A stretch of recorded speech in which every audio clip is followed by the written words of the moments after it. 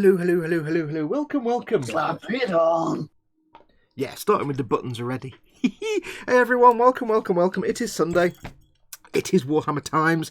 It is that time of the week when I work on my Warhammer goodness at the expense of everything else, at the cost of everything else. And on a Sunday, I let you guys hang out with me for 3 hours while I fettle away at something or other to do with the Warhammers. Don't worry, Guthorm is here, by the way. The camera angle means you can't quite see him, but he's there. So yes, welcome. I think pretty much everybody. You're not muted beyond hope. Thank you very much.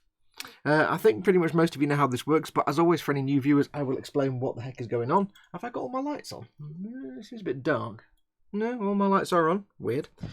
Yes, what basically happens here is I move the iPad back a bit because it's getting into my workspace.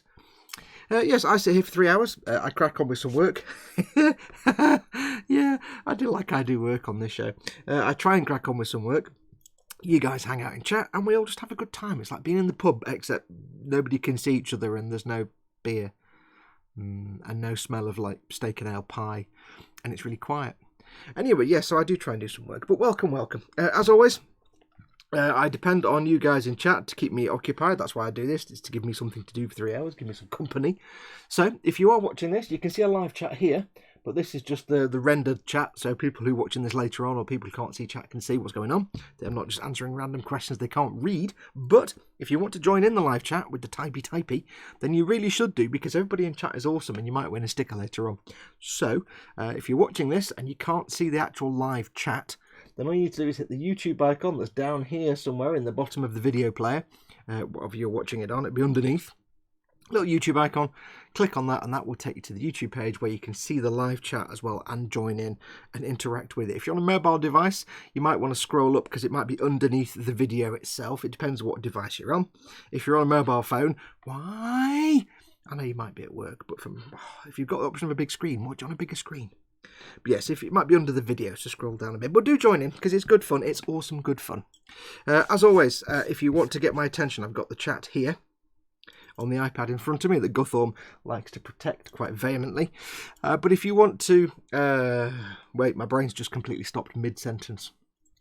What was I about to say? I have no idea what I was about to say. Yes, if you want to get my attention. I will be working, but I can see the chat. Type your comment in big fat capital letters so I have a chance to see it if you need to get my attention. Although if you want to, you can use the super chat, which is the dollar symbol at the bottom of the chat window. That will put your comment in a coloured box and make a little noise and animation that will pop up here somewhere. I can't ignore that then. Or you can, if you want to, send me an email. My email address is always here on screen, fox@modelmakingguru.com, but I probably won't get a chance to read that on the stream necessarily, so don't count on email. As always, we've got our stream boss battle going as well, which Kevin is our current stream boss, Simon Reynolds, our very good friend and Golden Demon winner, Simon Reynolds. He's the current stream boss. If you don't know what stream boss is, very, very quickly, one of you is the current stream boss. Everybody else has to fight to get the stream boss dethroned, and whoever gets him down to 0 becomes the new stream boss. If you get Kevin to 0, it says Model Making Guru, but it's not, it's Kevin. If you get him to 0 by either doing super chats or by doing tips to the tip jar, which is streamlabs.com/modelmakingguru, you win all the money raised through the tips and Streamlabs. And there we have, of course, Soup Cat from Skullfish. That's a super chat. And you see how it popped up there? I don't know if I'm in sync with what you're seeing, but popped up there. So that's a super chat. I can't miss that. It's dead loud at my end as well. So, yeah. You win all the funds raised through the super chat and the tip jar. You don't win the actual physical money. What you get is I then send you off to either Games Workshop or Forge World websites, or if you're in the UK or EU, you can go to Goblin Gaming and you can pick whatever you want to the value of the budget that you've got from all the tips and super chats. Now, when Kevin became stream boss, he won 500 quid. So he had 500 quid to spend at Games Workshop. So there you go. So get your tips and super chats going through. His health just dropped a little bit thanks to Skullfish. But there you go. So anyway, yes, just quickly before we get going, this is all, I hate doing this, but this is all the preamble I have to do. Quickie shout out to my triumvirate of supporters that keep this channel going. First and foremost, of course, my patrons, my beautiful, beautiful patrons who I would tease and tickle and fuss through the camera, but I can't because that's impossible. But yes, to my patrons who support me on patreon.com, my Patreon page, they are my source of income. There's the Patreon address in the chat if you've not seen it before. They are my major source of income, and I do love them dearly, and they're all awesome. So if you want to help out and keep this channel going, guarantee that the lights stay on, then do pop along and have a look and see if you'd like to become a patron. Of course, I am also sponsored by emodels.co.uk, your one-stop shop for all your model making needs, traditional. Link in the details below the video. And of course, I'm also supported by Goblin Gaming, your one-stop shop for all your tabletop gaming needs and model needs. So go and check them out as well. Links in the description below the video. If you go to Goblin Gaming, don't just go to their website. Use the link down there because that's an affiliate link. It tells them that I sent you. And while you're ordering stuff at massive, massive discounts from them, you're also helping out my channel because I earn a little bit of income at no expense to you from those orders. So make sure you use the links down there. Anyway, let me shut up. Right, swig of tea. I have tried to make that section shorter. It's not possible. I can't get any shorter than that. So, right, get some tissue ready because my moustache is absorbing all the tea in the world. Let's crack on. So what we're doing today, well, if you remember the last show, I was working on the Conquest stuff. I am going to be cracking on with more Warhammer Conquest. I'm using this show and the weekends as a chance to catch up with Warhammer Conquest because I've got like 30 or 40 issues. I've gone through them all. I've sorted them all out. I've got all the sprues out and put all the magazines in the binders, and I've now just got like 30 or 40 little Ziploc bags, each one with one issue's worth of plastic in so I can go in and assemble it. I'm going to spend Warhammer Sundays and weekends getting all that assembled. And then eventually, once it's all assembled and I've caught up, I can start then the painting process. So we can start filming some of the painting process for that. However, that being said, I'm actually starting today, before we do anything, with some Imperial Guard. Yes. Now, you might have noticed, if you noticed on the Facebook the other day, yeah, you know when I went to Warhammer World the other week and I got myself the Deathcore Krieg tank, the big Macarius Vanquisher, which I can't wait to build. It got me enthused for the Deathcore Krieg again, and I thought I better get my 10 infantry out and get them all assembled. So I thought, well, I'm going to do some Conquest on Sunday. So what I'll do is on Saturday I'll just spend a pleasant few hours cleaning up all the resin parts of my Deathcore Krieg, get them all prepared, get them all built, and then they're ready then for future painting. Didn't quite happen that way. After 2 hours or thereabouts trying to attach the arms onto one Deathcore Krieg trooper, I put them all back in the bag and they went back in the box and I'll never build them. Yes. They're beautifully cast, they're really nice. A couple of them went together really well, but the problem is if you're not familiar, Forge World, it's all resin. Gutham's thing, Poppy's falling off. They're all resin, and it's not like you get specific arms that you can match up. You just get 10 arms and 10 torsos, and I'm like, great. Which set of arms goes on which, and which left? I spent 2 hours trying to figure out which arms go on which, but because it's resin, of course, they're not all necessarily perfectly shaped. They might be slightly bent and out of shape. So I spent 2 hours trying to dry fit the arms, and I have, bearing in mind I've got 20 arms, I've got to herd the cats of all 10 lefts and 10 rights, and the torsos, trying to get them all tallied up. Does this one fit with that one? No, but that one might fit, but I don't know, so I'll glue one on. But of course using super glue, so I glue the left arm on, then I suddenly find that arm doesn't fit. I've got a time limit then before I can snap that arm back off to try and find out which arm fits, and then I have to find out of those which arms, which is the one that fits the best, but I might have to bend it a bit. After 2 hours of doing one dude, I gave up. And I will not be building any Deathcore Krieg infantry. Now, what I've decided to do, because that was going to be my fun. I'm building a Xeon army, but I'm kind of getting bored of that. I want to do Deathcore instead. What I'm probably going to do going forward, because that was very frustrating and I was doing lots of swearing, and in the end I just put them all back in the box and I got these guys out. And I'm like, right, I'll just make some proper plastic goodness because I can chill out to that. So yeah, I was very angry last night. I was very frustrated, very stressed out. I was like, oh, because I really wanted to build them. They're beautiful little models. So what I'm probably going to do is, I'm not going to give up on the Deathcore Krieg. What I'll probably do is, over time, I will collect infantry and stuff like that. What I will most likely do is, I will very, very slowly build up a Deathcore army. When I get if I get a little pack of like 2 dudes, like it's the heavy melter gun with the guy carrying the equipment behind him, or the mole launcher, where it's one guy with the mole launcher and one guy working on the keyboard that's on his backpack, where it's just 2 guys, I can figure the arms out for them. But where it's a pack of 10 infantry, what I'll probably do is get them, put them to one side, and then I'm going to save up, and then sometime when I've got like 20 or 30 or 50 infantry, I'll just give them to someone, commission them and say, right, just build them, because I haven't got the patience to do it. Just build them, and then give them back, and I'll paint them. So I will still do Deathcore stuff. I'll get little individual packs and figures and stuff like that. But I'm not going to be buying any big 10 packs of infantry. So yeah, that was frustrating. That was real frustrating when it was herding cats. Yeah, you don't know which arms go with which. They don't necessarily fit straight out of the box, and they're not marked. It's not like you get torso, arm 1, arm 2. The instructions just show 5 completed dudes, and there's 10 of them. So they don't even show you all the dudes. There's no way to know which arms go where. So I put them to one side, and I just got these out. These are the Astra Militarum, the Imperial Guard dudes. My very good friends at Goblin Gaming, when I went to visit them last, they gave me a set of called what was it called?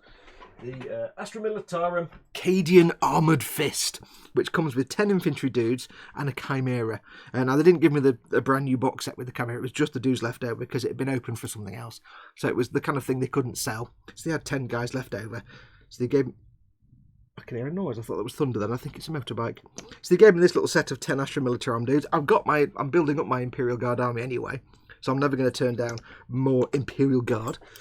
So what I did is, after all the frustrations yesterday and the swearing and the pulling my hair out, I just got these guys out and started assembling them. So I've got 4 done.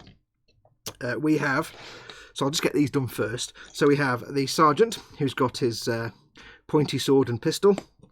He's obviously got a shouty face. We've got the Heavy Weapons guy. I've given him a melter, a flamer. Because you've got a choice with this. You can do the grenade launcher or the heavy flamer. And as far as I remember, the flamer is actually a bit more efficient on the tabletop than a grenade launcher, which isn't very good. So I gave him the flamer. And I've built the guy with the Vox. So I've also built 1 single infantry guard. So I've got 1, 2, 3, 4, 5, 6 to do. And all I've got to do is stick the arms on, and then on some of these I've got to put all the little grenades and little bits and accessories on. So that's what I'm going to do first of all today. And then if I get these finished, I will crack on with some Conquest stuff. Yeah, I was so frustrated about the Deathcore stuff. I'd got 2 of the figures done, but the arms are a stretch. And then I kind of realised after I built 3 of them, hang on, I might have glued the wrong arms on these guys, and it might be like arm A with arm B, and it should be arm A and other. So I don't know. But because the instructions are vague and there's nothing numbered, there's no way to know. So I will not be doing any big squads of Deathcore. I'll just get somebody else to build them. Now, before we get going, let me have a quick look at chat and see who is in. I know Patrick was in first because he's always in first when I'm setting up the stream. But I can't see the chat all the way back to the start. The first one I have is Mordraka. He says, Chris, I'd say the odds of Fox getting more than clipping and some denubbing done is close to 3,720 to 1. No, you never know. I mean, you've got some arms and accessories to glue on and clean up. Beyond Hope is in. Dad is in, one of your mods. Welcome, Dad. Chris at Gross Models is also one of your mods. He's in. Welcome, Dad. There's somebody outside. All I can hear is brr, brr. And I don't know, it sounds like a motorbike, a big heavy motorbike, but nobody around here has a motorbike. It's either that or really weird thunder. It's quite loud. Lynn Dipple is in. Welcome, Lynn. Welcome, welcome. We have, the mods are awesome. Dad and Chris are the 2 mods in at the moment. They are awesome, awesome people. They'll look after you. They'll keep you safe. This stream is it's my stream. It's not actually anything directly influenced by my sponsors. So if you want to do swears in the chat, you can do. Feel free. I don't care. You can do swears if you want. I'm not going to swear on telly, but I won't read out your swears. But you can swear in chat if you want. We're all grown ups. Who else have we got in? Eric Graham is in. Welcome, Eric. Eric Graham is in. Yeah, your mods will keep you safe and look after you, but if you cross them, they will break you in half and feed you to the alligators. Snowman HFC is in. Welcome, Snowman.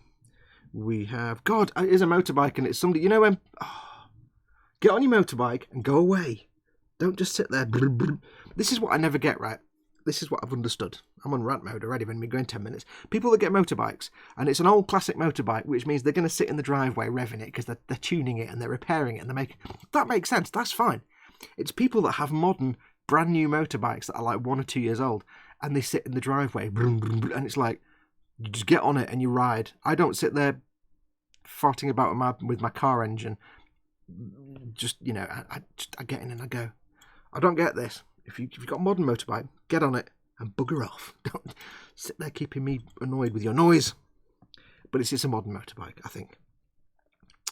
Anyway, I'll shut up about that. Where are we? Who else have we got in? We have... Gaz Vickers is in. Welcome, Gaz. We have... did I say Beyond Hope? Well, if I didn't, I've said Beyond Hope now. There we go. We have Candygram for Mongo. Candygram for Mongo.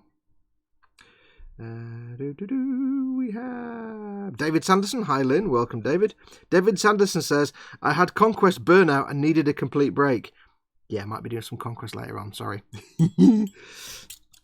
Let's have a look. What else we got in? We have... People are talking about the thing in the start. I'm not going to say anything because person to identify it, apart from Chris, because he knows what it is, per person to identify it gets a sticker. I mean, specifically identify it. So I'm not going to go too much into that. Just Django is in. It's not just Django, it's just Django, because it's Django is the name, but it's just Django. But it's not just Django. It's just he calls himself Just Django. So we have to say Just Django, even though it's not Just Django, it's just Django. I can't just say Django, because then that's missing out half the name on YouTube, which of course is Just Django. It's not Just Django. It's Django. Just Django. We have who else is in?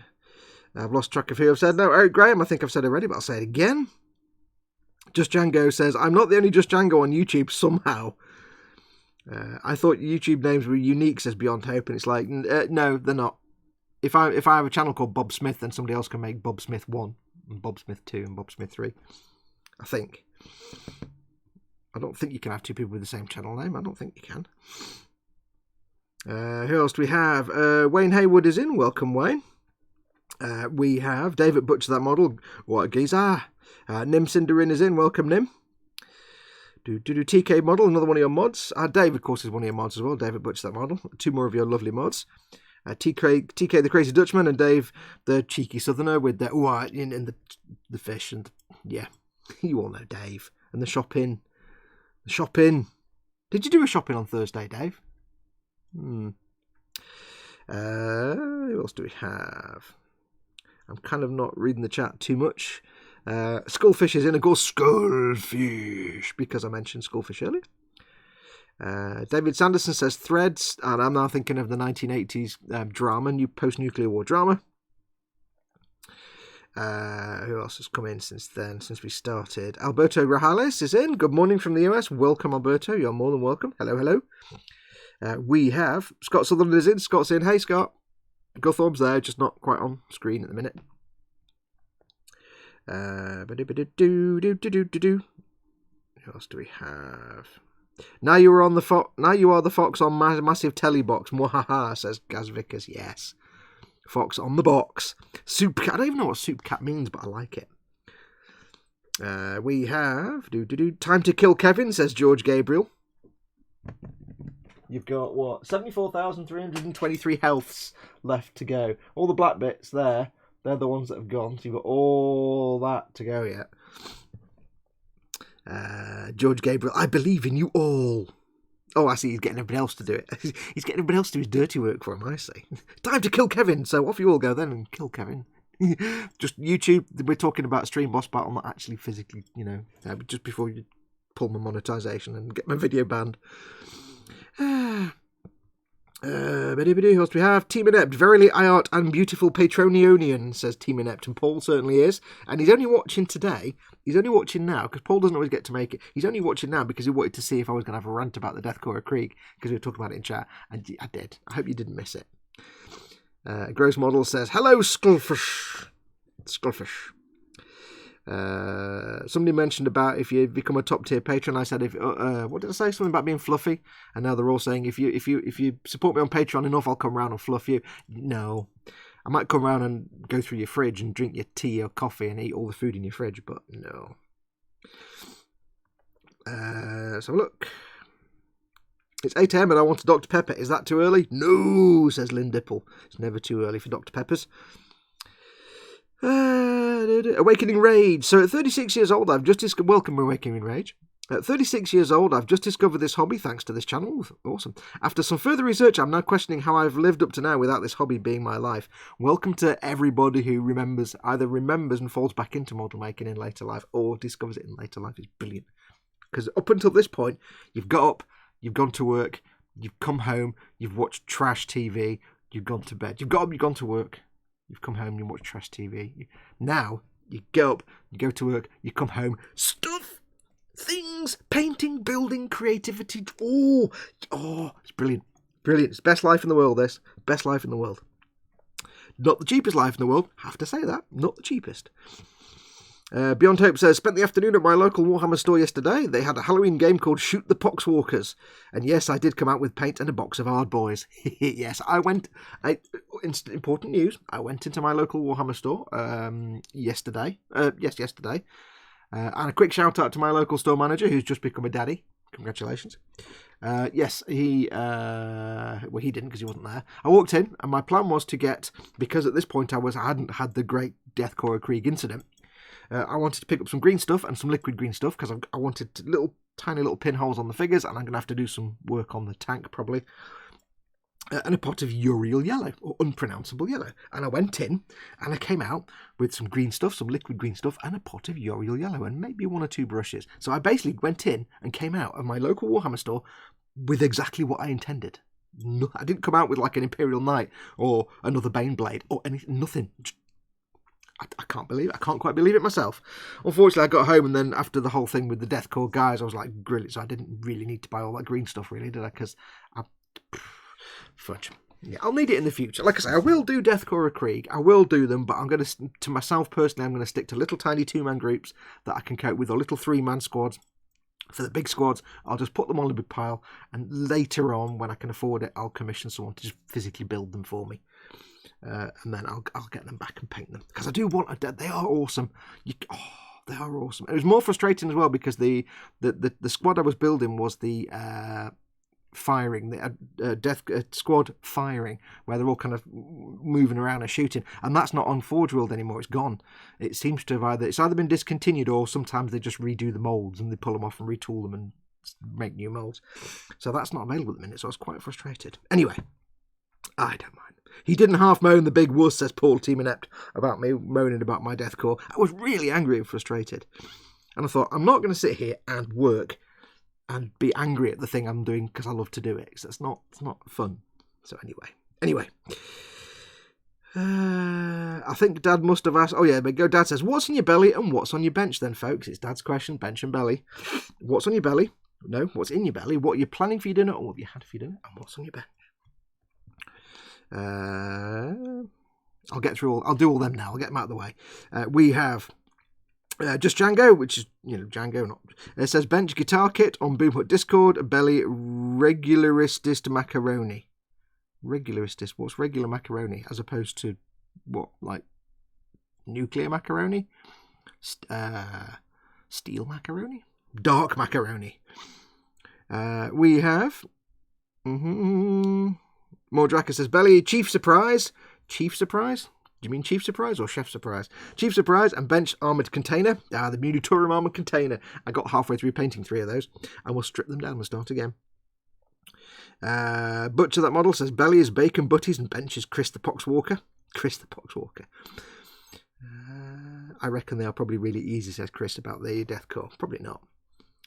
Alberto says belly, corned beef and hash for breakfast. Oh yeah, I'll be up for some of that. And bench HG, the high grade RX78, so I can practice my scribing. Cool. Gaz Vicker says bench Warhammer Conquest scenery and the 109 G2. Belly will be a full roast with smoked gammon joint. Oh yeah.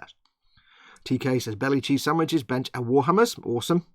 I do have some. It's over to the side. If I get these guys done, then I do have some of the Rise of Ruins scenery issue 29 for Conquest to crack on with. Don't know what that is. Got things popping up on my screen for some bizarre reason. Where are we up to? It jumped. Oh, it jumped. Oh, where's it gone? Right. Beyond Hope, belly, Chicago Town microwave 4 cheese pizza, bench. I don't know if deep skin start collecting box and some Conquest spice maroons. Yeah, Skullfish, Tunnocks caramel wafers. Oh, heaven. Mostly applied to the face. Mostly, I like that. Still scribing the BSG Pegasus. I wonder how easy those figures actually are, says Paul. What is bacon butties? Asks Lindipple. Oh, I hope somebody explains that. If not, I'll have to explain it. Snowman HFC, belly, pack of skips, bench, typhus. You mean the model, not the actual communicable disease, one hopes. Eric Graham, belly turkey sandwich, workbench, Dakar Jetson, weathering an HO scale 3-bay grain hopper car. Cool. Do. Fox will explain in his own style probably about the bacon butter, yes. So Wayne Haywood went to Warhammer World last week. Don't play Warhammer, but fantastic place, and Warlord Games just down the road. Cool. Let's have a look. Frankie Goes Hobbywood is in. Welcome, Frankie. Welcome. Oh, I'm not here, am I? Says Paul at Team Inept. What? Did I miss a comment from you? It's highly likely that I missed a comment. I'm kind of scooting through them quite quick. Not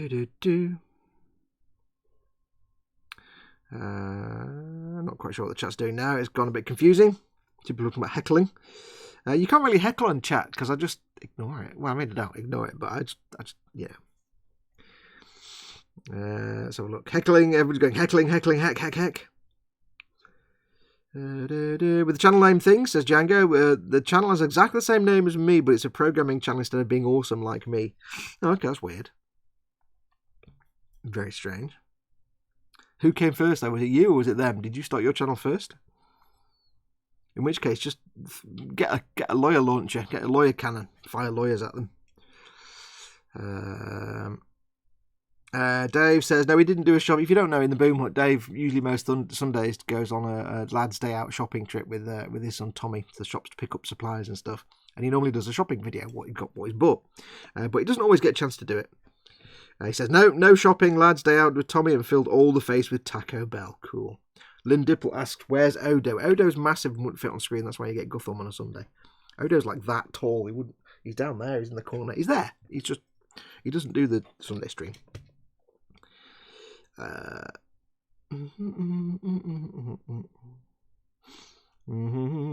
Oops, chat has jumped. Beyond Hope says, the kid in the US has been arrested for posting on a forum that he wanted to hire an assassin to take out one of his teachers. Later said it was a joke, with police saying the posting was the lawbreaker. Yeah, don't post that kind of stuff on the internet. You'll just get arrested. It's the dumbest thing you can do. English Dr. Pepper is not good, says George Gabriel. I tried it over there and immediately binned it. Really? Ooh, wow. I don't know what the American one tastes like. That's interesting, because I like Dr. Pepper over here, so that's interesting. I didn't know that. Wayne Haywood is Chicken Sarnie for belly, and Bench is Legion Airspeeder. Cool. I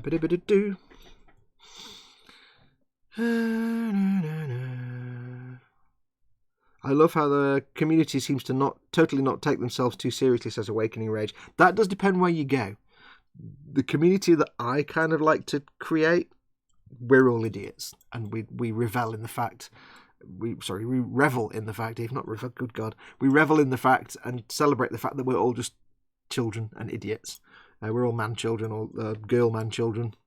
What's a female man child? Just still a man child, I reckon. We're all just big kids, and my group, the Boom Hut, which I shall put a link to there. There you go in the chat. There's a Model Makers Boom, but that's my group. It's totally not serious, and if we don't allow things like rivet counting and stuff. I hate people that take it too seriously. And so I think you'll find on the actual vehicle in 1943, they didn't have a road wheel like that. They had a road wheel a bit like, I'd be like, slap, get out of my group. Don't care. It's fun. We're men that make little plastic soldiers. That's all we do. So yeah, we don't take it seriously here. In my world, nothing is serious. The only thing is serious in my world is when the Inland Revenue send me a reminder in December and I get the moment of terror. Mordraka says he's done 11 containers. Crikey. So Nicholas Steve says Bench and Belly was a giant bourbon biscuit. Oh, was it like that big? Oh. The Orc Boys have been painting Moonclan goblin eyes and teeth. My eyes. Yes. Spid is in. Spiddy Q8. Gaz Vickers says something immediately regretted, I assume. Just Django is off to go and get an amp. Well, thanks for popping in. See you later, maybe. Tell us about the amp.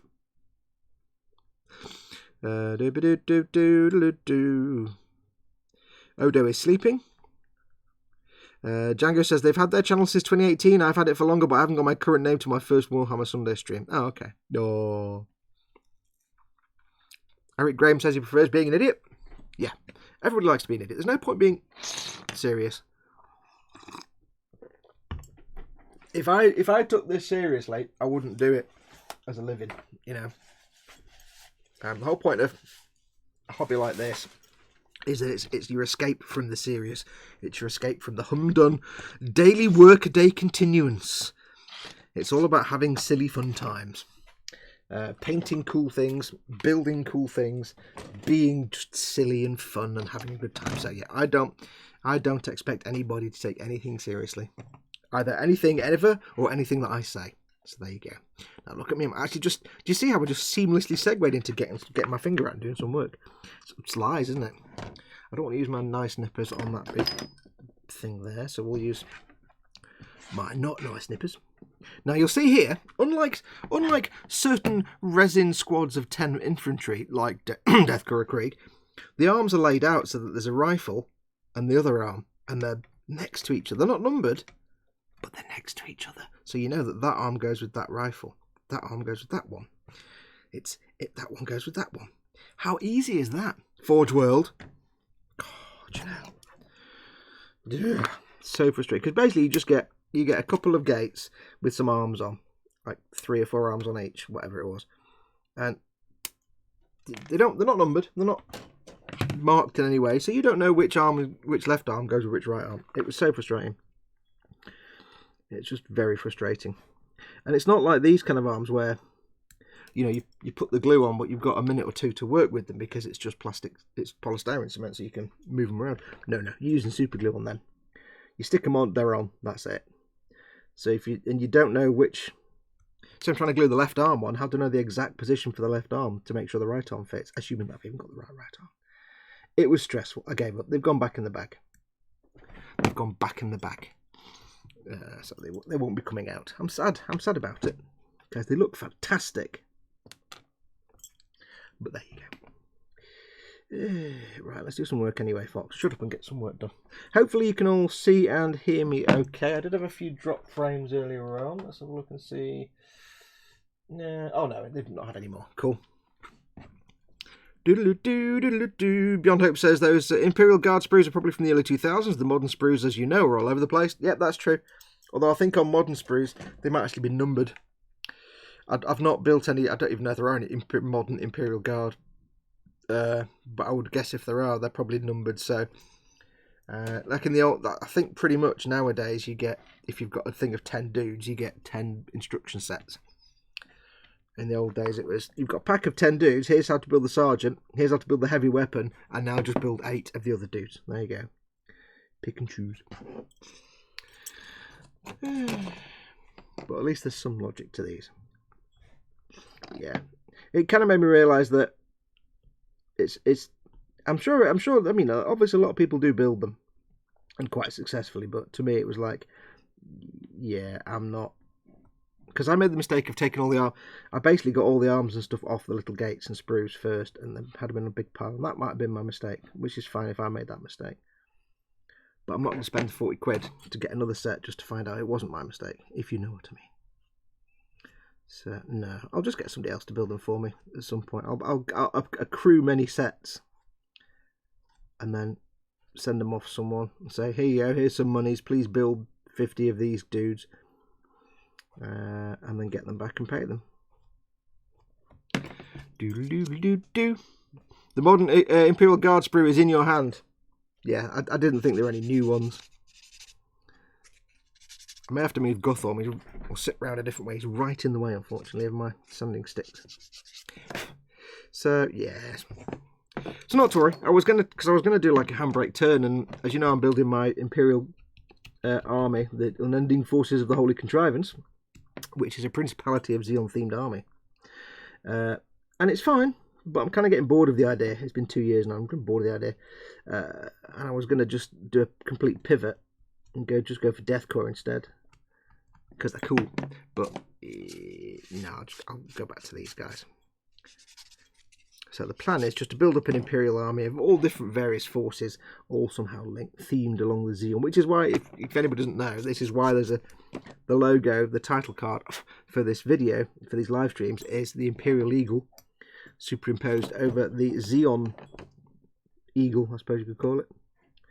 There is a fluff story that I made up, but I won't go into it. It's far too long and not that excellent.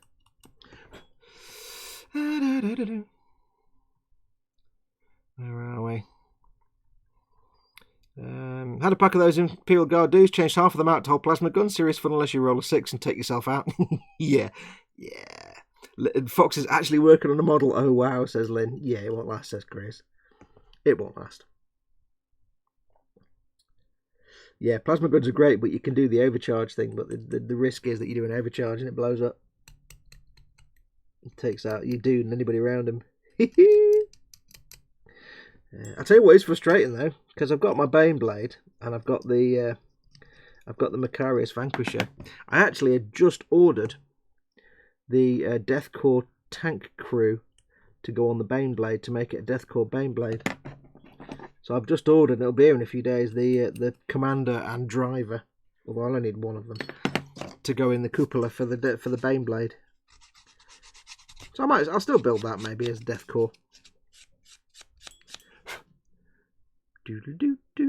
So that's there.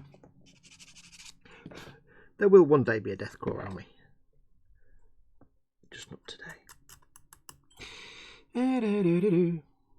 There is an uncovered scalpel on screen. Odds on blood happening in the next 5 minutes.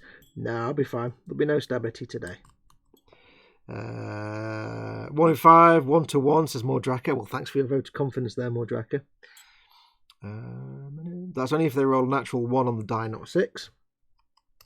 Trust me, I've not played a proper game yet, but I pretty much guarantee if I do, or when I do, eventually, I'll just have the worst dice in the world. Or the worst luck with dice in the world.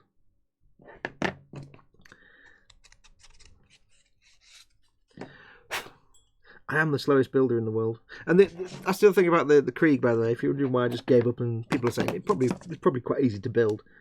They probably are, but I've said this many, many times, is I'm not a builder, I'm a painter. So for me, the actual building part of the process is utterly, utterly boring. If it's like these guys, this is I don't mind doing this because this is kind of relaxing. I can crack on. But if it becomes challenging to me as a painter, not a builder, if it becomes challenging, I just get bored. Because I don't look for a challenge in a build. I look for the easiest possible build I can get because that's not where my interests lay.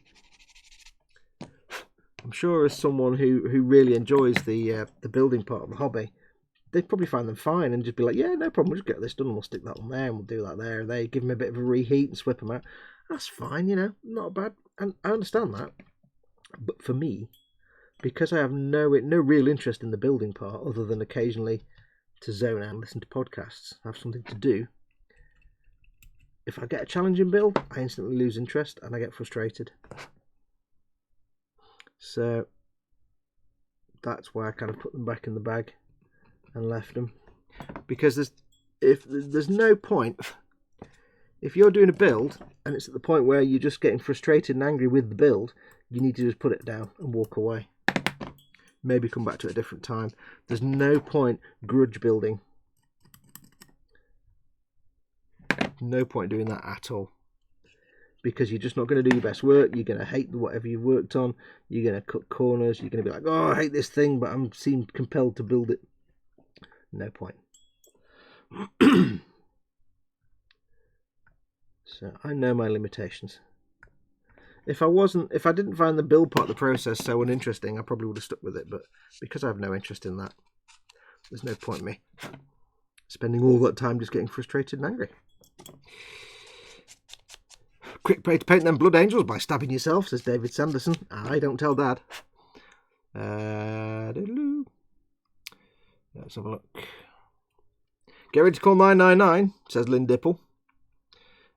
Chris says, I've dialed 99. I'm waiting for the last 9. Beyond Hope says, don't play 40k, but I'm trying to learn Kill Team and Warcry, so I may have got the dice numbers wrong.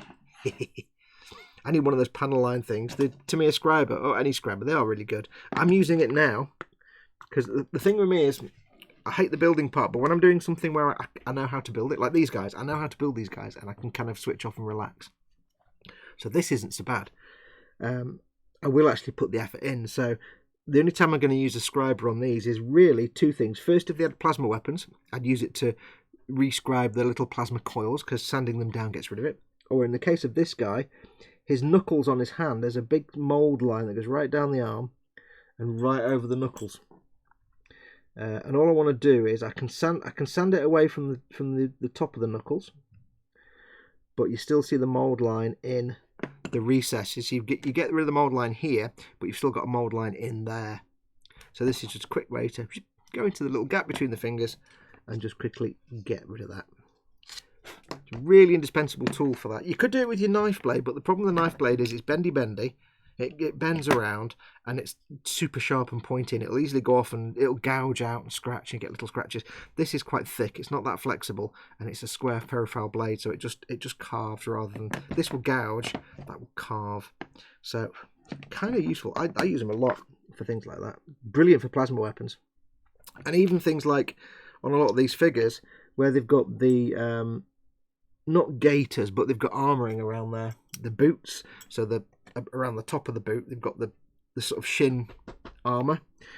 Often that was mismoulded and they had this like bit that trailed off, so what I do is I cut that away and then I'd scribe back the edge, because you've got the shin armour and then the boot like that, and I wanted to rescribe the line around the bottom of the shin armour, and with that you just go whoop, like that, dead easy. So I do strongly recommend. It's a perfect way, even for minis, it's a brilliant way to get back some definition on edges and stuff, especially on these where you're trying to sand away, make everything smooth, but there's lots of little fine details you could easily sand away to its doom. But yeah, I actually enjoy building. The thing is, Imperial Guard themselves, there's only like barely 10 dudes. And you might say, well, how come, if you're not a builder, why do you enjoy building Imperial Guard? It's like, because they're dead simple. You can't go wrong, really. It's mostly clean up. They just go together. Like this guy here. Stuck his arms on, bit of glue, plonk the arm on, bit of glue on that arm, plonk it on, wiggle them around, flink, they go in together, perfect. There you go. A little bit of adjustment, yeah, I can move them around a bit because it's polystyrene cement. There you go, no problems at all. So yeah, but so I don't mind the build part when I can use it as a zoning out exercise, when I can just switch off, get some podcast going, and just chill out. And with these guys, because it's mostly clean up, then I can make the experience, because it's an enjoyable experience, I can just make it last longer by being really super careful about cleaning up all the little mould lines around the top of the rifles and the knuckles and things like that. Now I did actually, at one point, I built a load of Tempestus Scions and I hated the experience because of the way the arms were designed, with like two-part arms. And I've bitched about that, but I've got to be honest, after doing those Deathcore guys, I could quite happily go back to Scions now. It wouldn't be quite as relaxing as build as this, because they're not as straightforward. But the thing that motivated me with the Scions, the Tempestus Scions, is that they look fantastic. I want to paint them. I want to paint the masks and the helmets and the sort of almost 14th century armour chest plates and stuff, the Conquistador style chest armour. I want to paint them. And the same with the Krieg, they look brilliant. I wanted to paint them, but yeah, so I might end up getting some more Scions, because if I'm going to field an Imperial army, I don't just want a billion blob troops that are just Imperial Guard. These guys, because they won't last long, and I want some, some commando style troops. I want some not just blob troops. If you don't know what that means, basically Imperial Guard is known for... The basic rule of Imperial Guard... I've not played, but from what I've read, the basic rule of Imperial Guard is... It's not about overwhelming force, it's about overwhelming numbers. So, the best tactic is these guys, they can take one hit and they're gone. They're like... The joke is they have a flashlight. The las rifle is a flashlight, and the armour is made of cardboard. Yeah. Put one of these on the battlefield, it'll last 2 seconds and you've lost. It's more about throwing 1,000 of these at them. It's like grunts in Halo. There's overwhelming numbers, not overwhelming force. So I'll build up a little conscript army of the Imperial Guard, but I want some more elite troops. I will have some Scions. I've got, I think, 20 Scions at the minute. I will end up getting more, because after doing those Deathcore arms, I'm more than happy to give Scions another go. Yeah, I can live with that. So, and I will obviously have some Speth Marines. I'm going to have, because it's a Xeon army, if you don't know what the plan is, it is going to be a Xeon themed army. So for example, my plan is to have 3 in this specific army, to have 3 Imperial Knights, One which I've already built, which is painted to look like a Zaku. One will be painted to look like Rambaral's Goof, if you know your Mobile Suit Gundam lore. And one will be painted... I've left a seam line on there, I'll have to wait till that dries and clean him up. One will be painted to look like Char's Zaku. So that one will be all nice and pristine, clean, and pristine and clean. Right, so because these are polystyrene cement, I can wiggle it round a bit, get everything lined up. Do. Bit of glue in there. Zip. There you go. Gently push that together. There you go. I'm combining thick and thin glue here. I'll explain in a second. That arm's not quite straight. Let's forward a bit, but probably get away with that a little bit. Push that there. He's not sticking. So because it is polystyrene cement, I've got some wiggle room to move things around. That's on, and that is done. That is what, after 2 hours with the Deathcore guy, I wasn't able to do. Because it was the same thing. One arm with the rifle and one arm with an arm, but no hand. And you have to match up the arm with the hand on the rifle. And that's the thing I couldn't do with resin and super glue. So that's him done. I've got to glue all the accessories on. And I've just realised there are some seam lines on his weapon that I'll need to take away. But what I find is, and I've said this before, if you're gluing arms and legs and things, structure bearing stuff, I use full fat Tamiya cement. The first blobs I put on with the full fat Tamiya cement, just so I can get the arm on, and it sticks a little bit, because it's a gloopy viscous fluid. It's got some surface tension. It holds it in place for a second. And then when I'm happy with the lineup, I come in with the Tamiya extra thin, which is the one that does all the proper welding action. It's like water, and that can suck in and then do extra gluey then. I mean, I could just leave it with the Tamiya cement, but the extra thin is a stronger bond. Both of them work by melting the plastic, but Tamiya extra thin is just more efficient at it. So if you are building figures, it does help. If I just did the arms with the extra thin, dot of extra thin, put the arms on, they just fall off. Because the extra thin's like water, the other stuff's like gloopy gloop. Quick look at chat. Imperial Garb models are monopose unless you get into major surgery to move the arms. At least Scions and other kits have some variation available. They don't, though. Not if you're giving them the rifles with the cables. That's the one thing that frustrates me with their arms. They're two parts. You get the lower part and the upper part of the arm, and you have to make them join, which will be fine. But then you've not only have you got to join the hand like that on the grip of the weapon, but also the weapon itself, because you've got to do the same as I've just done here. Line up that arm with that arm and the weapon. You've also got to then make sure that the cable that goes from the weapon to the backpack lines up. That's where it gets challenging. So it can be quite frustrating, and they put a big massive nub mark on the screen on the arm, which is quite annoying. But after doing those Krieg guys, I could do more Scions. I could go back to doing Scions again, and I probably will. Let's have a look. I looked up 999 in the US. It says nothing would happen. Yes, 999 is like 911. People have come in. Who's come in? Eon's car cut has come in. Welcome, Eon.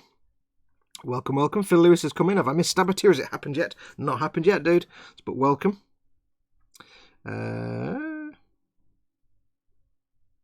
Beyond Hope says, I understand your comments about patience. I couldn't paint a full 40k army, hence why I want the kill team and Warcry. Oh, I could paint a full 40k army. It's building. It's the building process that I have no tolerance for, because I don't enjoy it. Unless it's an easy build and I can just relax. I don't like to think. If I have to think, I don't enjoy it. Let's have a look. Phil Lewis says, my car prize arrived from E-Models yesterday. Awesome, awesome, awesome, awesome. We look forward to seeing how it comes out. Django says, in the middle of battle, Rambarel forgot how to fight. Yes. Yeah, so the Imperial Knight that I've done as a Zaku, that is going to be designed. That's all beaten up and rusted and grimy because it's a Zaku. Rambarel's will be a bit cleaner, but not perfect. It'll have a little bit of damage, but it'll obviously be painted up in all the relevant blues. This thing keeps falling off. And of course, Char's Zaku, when I paint that, will be in all the red shades, and it'll be shiny and clean. But I'm going to paint the Scions in the colours of Shah Aznabal's outfit, so red and white with silver highlights. You see? Yeah. I think what I'm going to do with these guys, I wasn't sure about what colours to paint these guys. I think I'm going to do them, just to get some revenge, I'm going to paint them in Deathcore colours. Maybe. Or at least have the dark bluey greys as the armour colours. I don't know yet.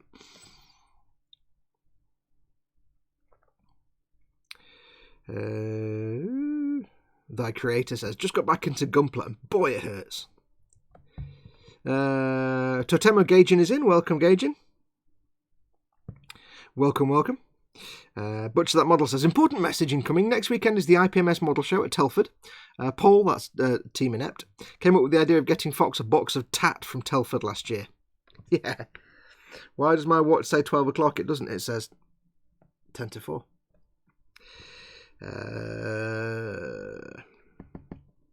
Yes, they had this idea last year at Telford that they just buy some like little cheap, like £1 or £2 things with bits of tat and send them to me because I didn't go last year.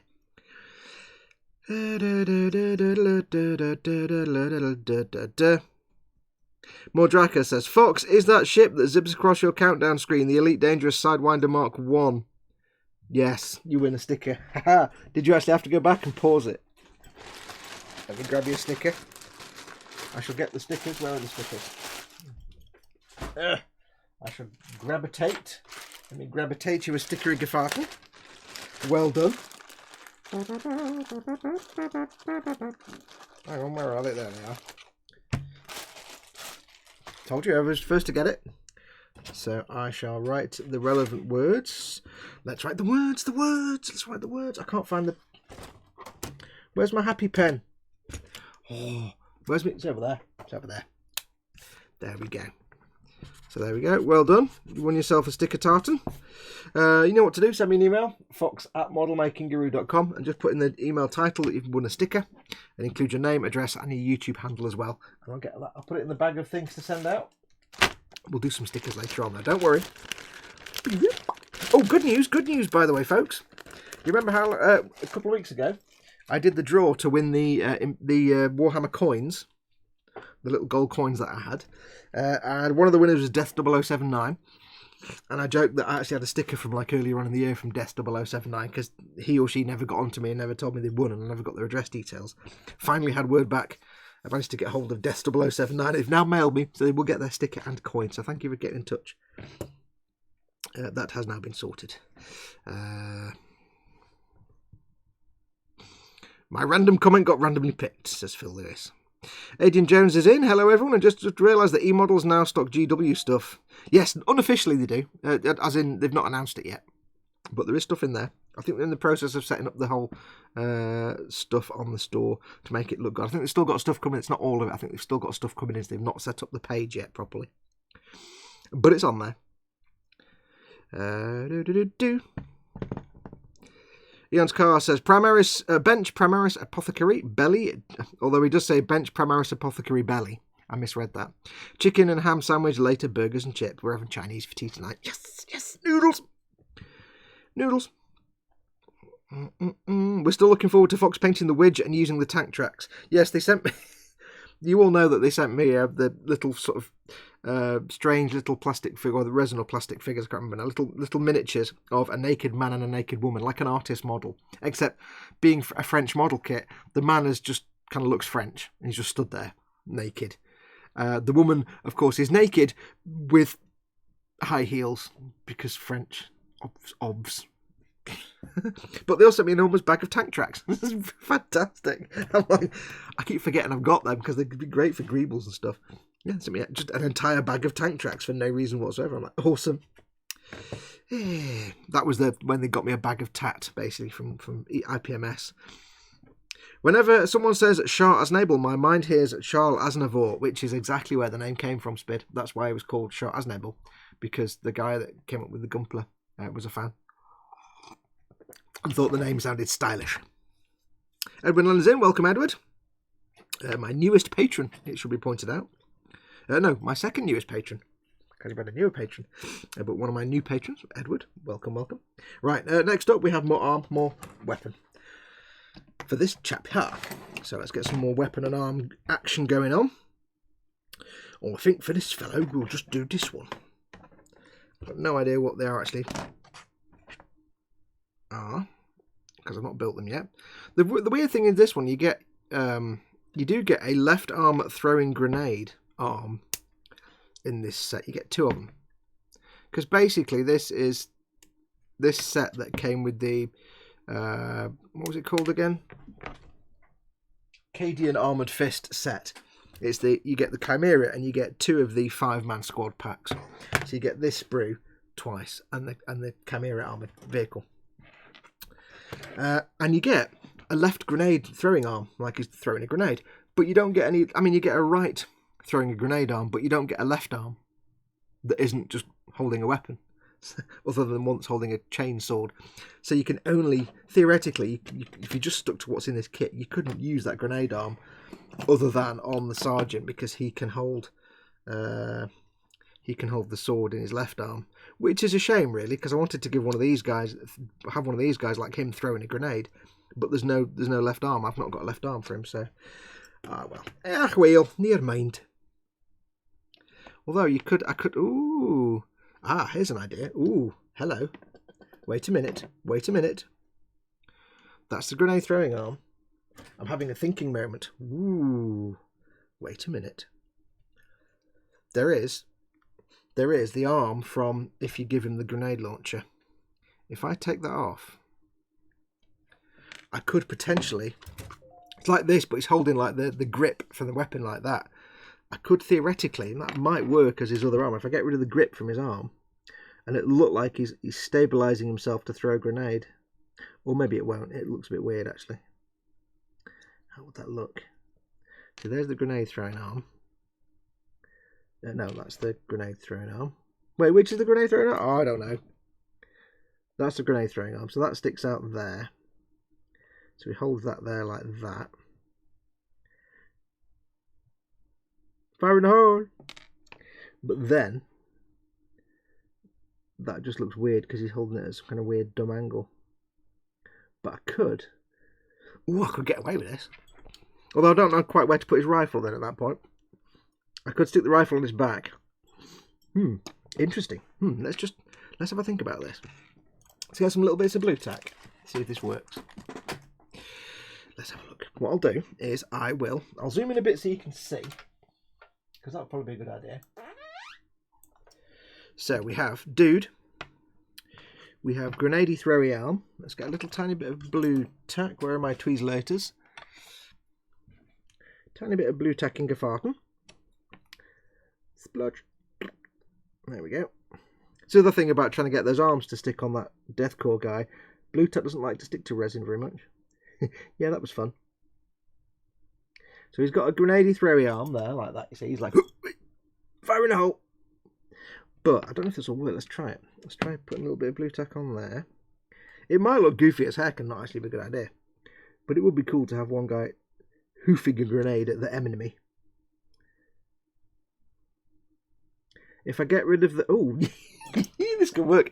If I get rid of the weapon grip from his hand, it kind of looks a bit goofy. But it kind of looks like he's throwing a grenade. Although in a really weird pose. I could put it up like that. So he's... Yeah, it looks a bit doofus like that, but... That would work. I like that. Plus he's got... You can't see on camera, but he's got the super old man grumpy face as well, which is perfect. So I'm going to do that. Let's do that. So I'm going to put that arm and that weapon there in there, just safe so they're together. In fact, what I'll do, I'll just put them... I'll put them there for now because I can use them on the next guy. Let's do this. Let's have this grumpy. What I did was in this pack, it had like 4 of the grumpy faces. There's like, I put it on my Facebook page. There's like a grumpy face for some of the guard. They just look like grumpy middle-aged men. So I've got mostly those because they just look hilarious. So let's get these bits cleaned up.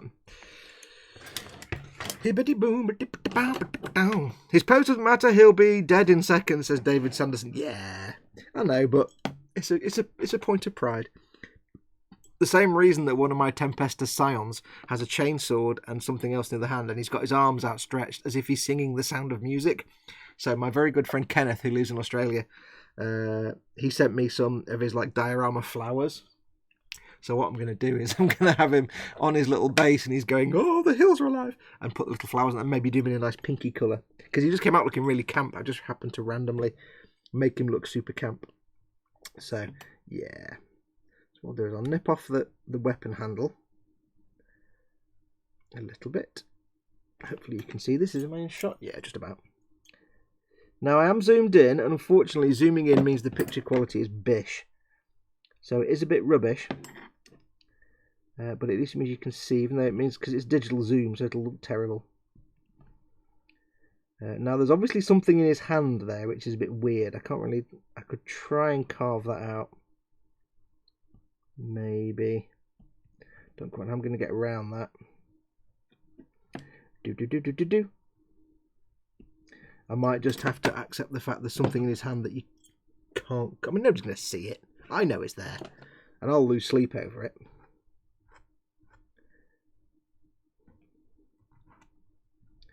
Maybe it looks like... Maybe he's got 2 grenades.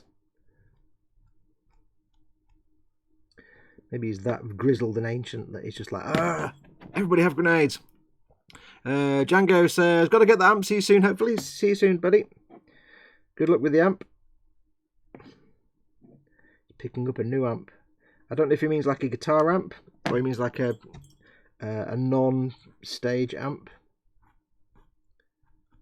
Okay, this is going to be a bit janky hand-wise, but it doesn't really matter. As long as it looks like a hand-shaped object on the end of his arm. That's all that really matters, really. I can scribe in a little bit of detail. Just a tiny amount. Just a thin line there. Help break it up a little tiny bit. I'm kind of making that up now. Yeah, close enough. It's not brilliant, but it'll work. He'll be one of probably 100 random small background Imperial Guard dudes. With his arm up, it looks like he's shouting, "Stop!" Yeah, wasn't he part of the Marine Corps band, says Nim? No, the guy with his arms in the air doing the Sound of Music. I decided that what I'd do is, because all the Scions I've built, I think I built them into like little 5-man squads. So I decided, because he was the sergeant, that his little squad would not be a regular squad of Scions. They would be the what the Americans would call the USO, and I don't know what we call them. It's basically the guys that they're fighting soldiers, but they also do all the Ain't Half Up Mum style drama, singing musical stage productions to entertain the troops, like you used to get in World War II. So they'll be the I had a name for them, but I can't remember what it was now. They'll be like the conscripts who also just happen to do little stage productions to entertain the troops on the front line.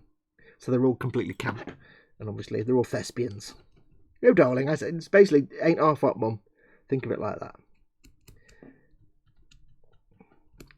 The Emperor's Own something.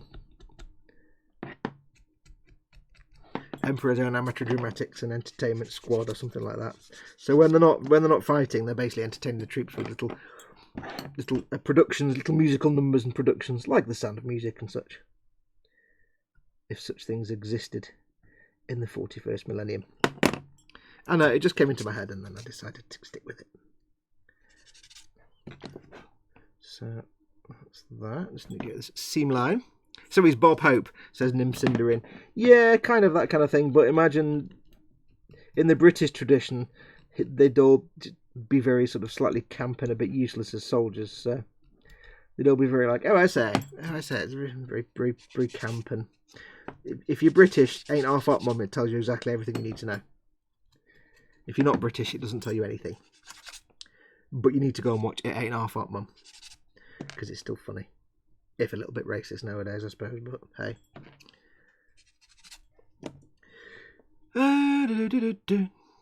No, it's Fox, so he's not Hope, not Bob Hope. Etma, I don't know what Etma is. Actually, Fox, give him 2 bunches of balloons like he looks like the old bloke from Up. Could be. Right, so that's that arm. It's going to be a bit janky, this, because he's still clearly got something in his hand, but it's going to be, you're not really going to see. It'll be fine. Doodle doodle doodle doodle doodle doodle. All I'm thinking about right now, if I seem distracted, is noodles. Because we are having the noodles tonight, and noodles are just the best thing in the world. Udon noodles, Japanese beef udon. Scrape out the little seam line between his finger bobs. A little bit. Can you see all this? Yes. Yes, let me know if you get bored of the lower resolution, choppy looking zoomed in view. I can zoom out again if you want. Because it's not the best quality when you zoom in on a webcam, unfortunately. Handy tip for you as well, by the way. If you are doing any of this little scribing to get details back, or you've done sanding and stuff and you get a bit of a rough finish, it's not nice and smooth, so especially if you're doing scribing and you've got little scrapey particles in there, if you need to, just get your Tamiya extra thin, get most of the glue off the brush, there's almost nothing, and just gently run it across.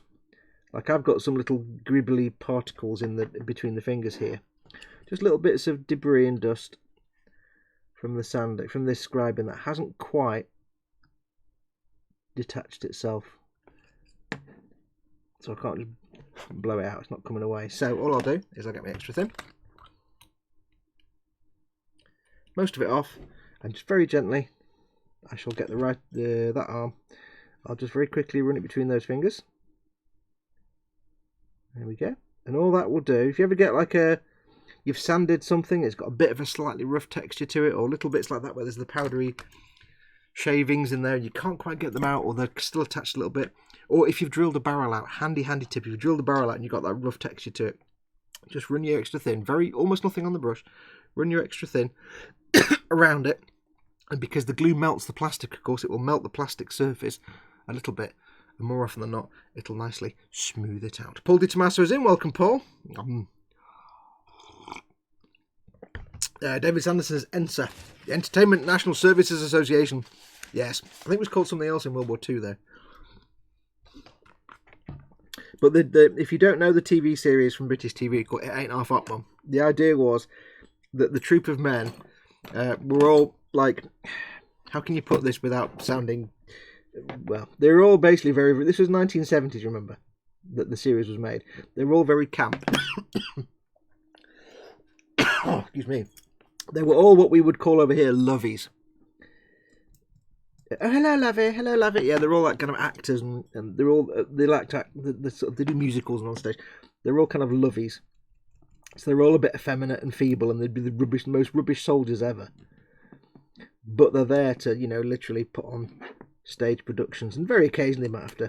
In real life, they'd actually have to fight, but they were there to sort of just provide entertainment for the troops who were stuck on the front lines, or when they came back from the front lines. So that was their job, to entertain and do stage productions. But it was always kind of seen as a bit sort of twee and a bit effeminate, and not always, but it was kind of, when it wasn't all the big, Hollywood stars or singers that would turn up on stage and sing to the troops.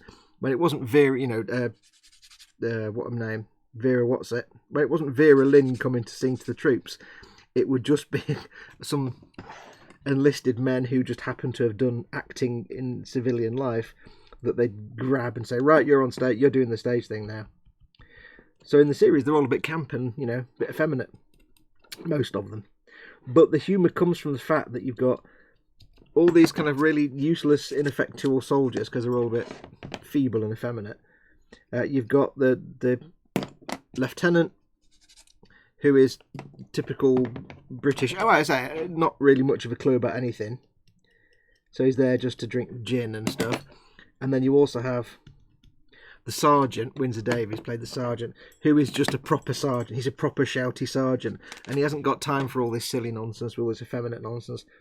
So, but he's saddled with this troop as his troop. He's the sergeant for these squad, and he's a proper sergeant. So the humour comes from that, really. So that's what's kind of going for. It's hard to explain it. You kind of have to just watch it, but it's kind of slightly offensive nowadays. So yeah, there's some aspects to it that would be not particularly, you wouldn't get away with nowadays. But it's a classic.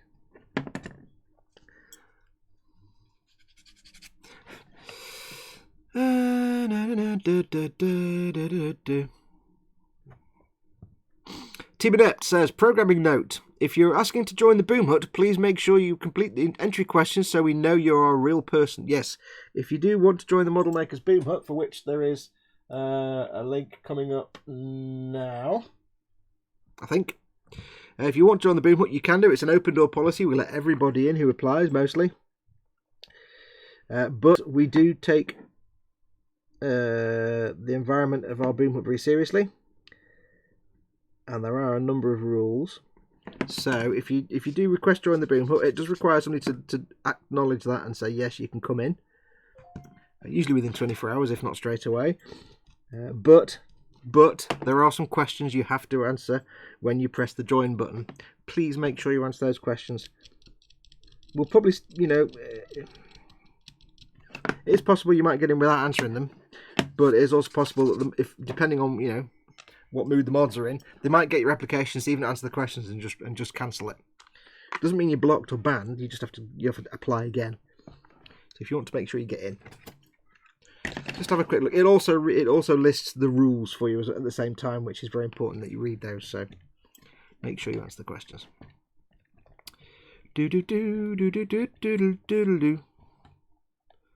Eric Graham says, Lynn says, I don't know what, but he said, Eric Graham says, I'm bored, but I'm still watching.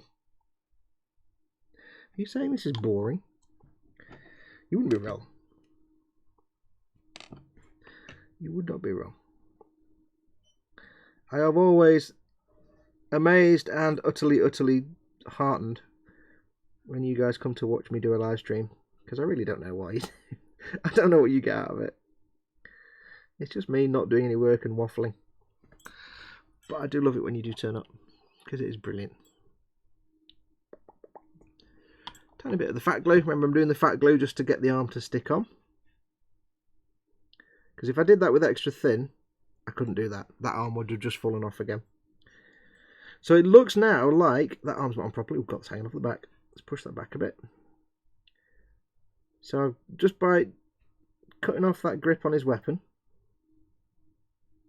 on his hand, I've been able to make it look like he's throwing that with that arm, but he's just putting that arm out to stabilise himself.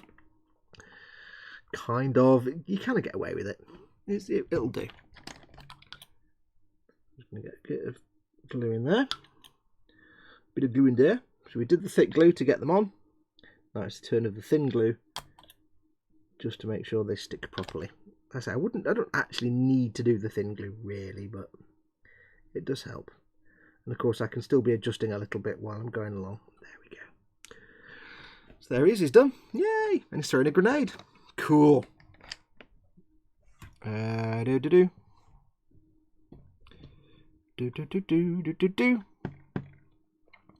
Paul Di Tommaso says to Simon Reynolds, who is in chat, one of your mods, and also the current stream boss is Simon Reynolds, current stream boss. Have you begun the pairing process for Secret Santa yet? I'm still waiting an email. If you're not familiar with this, if you're just joining the Boom Hut, you've only recently joined, do have a look at the announcement post at the top of the page. There is a Secret Santa going on this year. Read the announcement post at the top. It gives you all the rules and tells you what to do if you want to join it. It's good fun. It's very, very good fun. We had a lot of fun last year. And Sai says, not yet. That will start shortly after the 17th of November.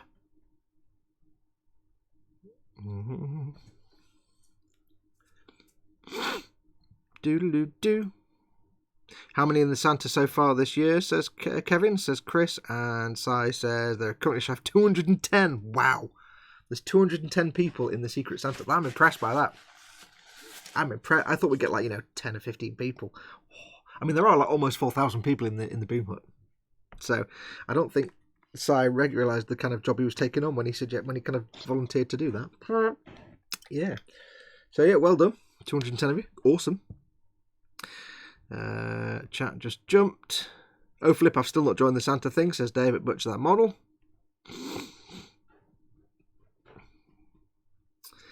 Paul Timonep says he's only watching because he gets to be an unpleasant person to me on the internet. Yes, I would expect no less. Captain Nemo, welcome Captain Nemo. I'm here because it's something to listen to. Thank you very much. I actually think most people do watch this, but they just have it on in the background to listen to, rather than actually sitting watching me. So Reynolds says, I'll write a script to pair people this year. Oh yeah, I have no sound. Someone tell me if Fox says something of note to me. Oh, cheeky burger. Lynn Dibble says Santa thing, butcher that to Dave. Yeah, it's this Boom Hut Secret Santa. You're already in that, I think, aren't you, Lynn? You would do it. Surely you have.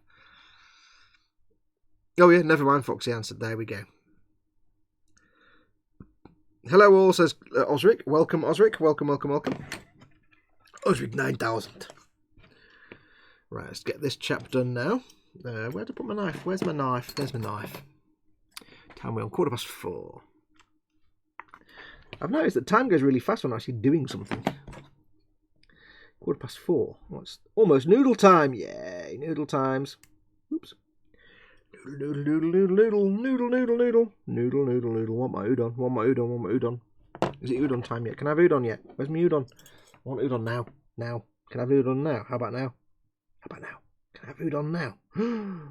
What about now? Udon. Paul says I'm about to leave the Banhammer Command Center for a bit. Someone needs to pick up while I'm away from the computer. Quick, everybody misbehave. Everybody, like, get dance on the tables while Paul is away from the Banhammer. We have many mods in the Boom Hut on my channel and other places, and Paul is the one that just like has the itchy trigger finger for the Banhammer. Hi, Paul. Banned. Oh, kind of how it works. Right. Why have you banned that bloke? He said hello. Okay. Bless him.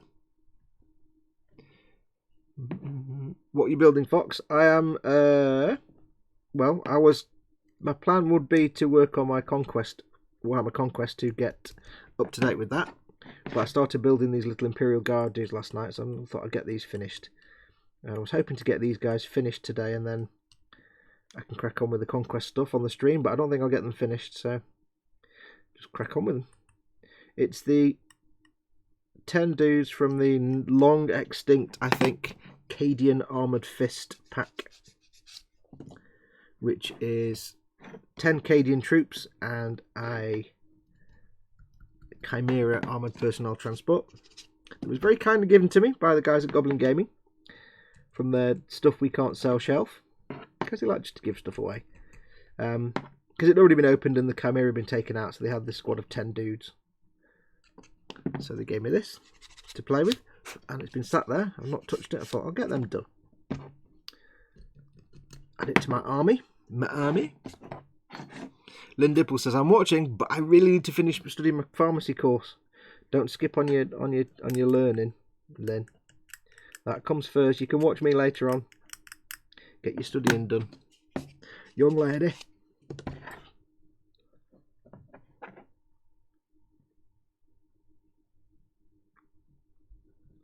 Shaving the nubs away. There we go. You guys still happy with the zoomed in view? I can zoom out again if you want me to. Let me know.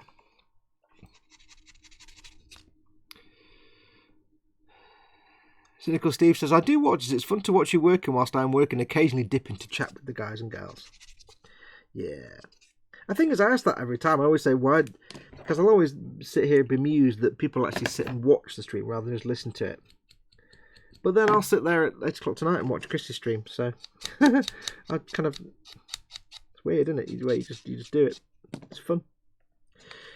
Don't forget, by the way, of course, I go till about 6 o'clock when my belly decides it's tea time, and then I've gone in dinner.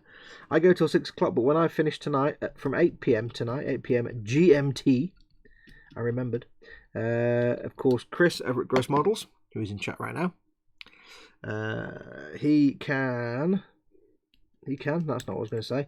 He does his live stream, his Warhammer Sunday, from 8 PM. And it's worth tuning in tonight because he's going to start a new build, or at least announce what his new build will be. He put a poll up on his Facebook page. If you want to go and find Gross Group on the Facebooks, Chris, you're allowed to put a link if you want. In the Gross Group, he put a question up saying, here's 4 things that are in my stash. What shall I build next on my Warhammer Sunday? And I can't remember what they are. He's got some of the Orc flyers from the Aeronautica Imperialis set to build, or he's got some Night Haunt thing from the Sigmar nonsense, fantasy nonsense that I don't understand. It looks really cool. It's the big box set. It's like a start collecting set. He has a Age of Sigmar dude. Just a single Sigmarine that he got from the Warhammer shop on the store birthday or whatever it was. It was like a limited edition one anyway. Or there is a weird knob. He's got the fine cast weird knob kit. Now I'm kind of hoping he gets the weird knob to do. He's also got an orc truck, but he declined to put that one in the list, which made me grumpy. So we don't know which one's the winner yet. So he's put a poll up on the page for you guys to tell him which one he should build best. So look. Simon Reynolds says, damn it, saying that Fox can break the interwebs by himself. That's what I am, Kevin. Yes, if you're wondering why we all call Simon Reynolds Kevin, it's because when he became stream boss, I set it up, it popped up here and it would say Simon Reynolds. It would say Simon Reynolds in the corner, but then I pressed some buttons and it buggered it up and I had to reset it, which is why it says Model Making Guru, because there was no way for Si to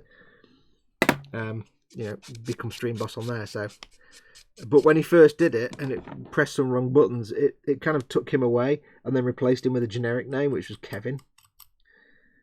So it was like from that point on, he just became Kevin. Because my streaming software decided that was his name. And that is now what he's called. Right, so I need to go into I've got a real sniffly nose again today. I need to go into the knuckles.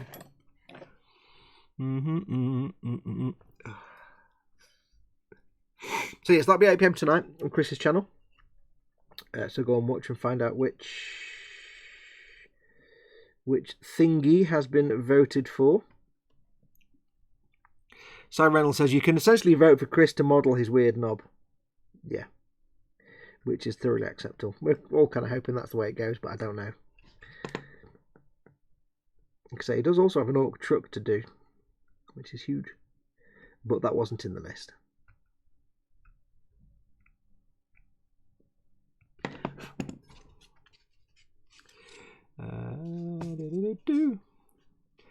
Oh, I got it wrong. Chris says his poll for what he wants to do next is on his Patreon page. So patreon.com/gross models. His patrons can vote on. My apologies. His patrons can vote on what the next build will be.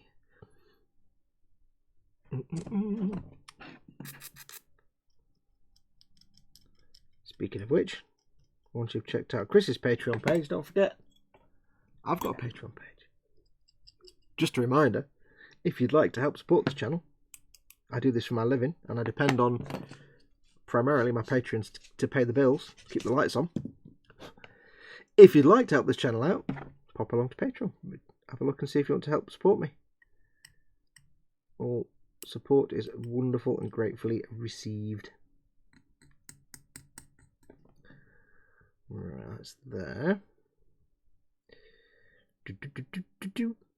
Got rid of most of that. I do need to go over this with the glue just to smooth off some of the edges. So remember, I said a minute ago, get most of the glue off the brush and just run it over the area you're trying to smooth. There's some little scrabbly bits there where I've kind of shaved it away with the blade. And it's not exactly smooth, so it just softens any edges, just smooths it down a bit. And I'll do the same on his knuckles. Because if you use a tiny amount, it's just enough to melt the plastic a little bit and soften those details.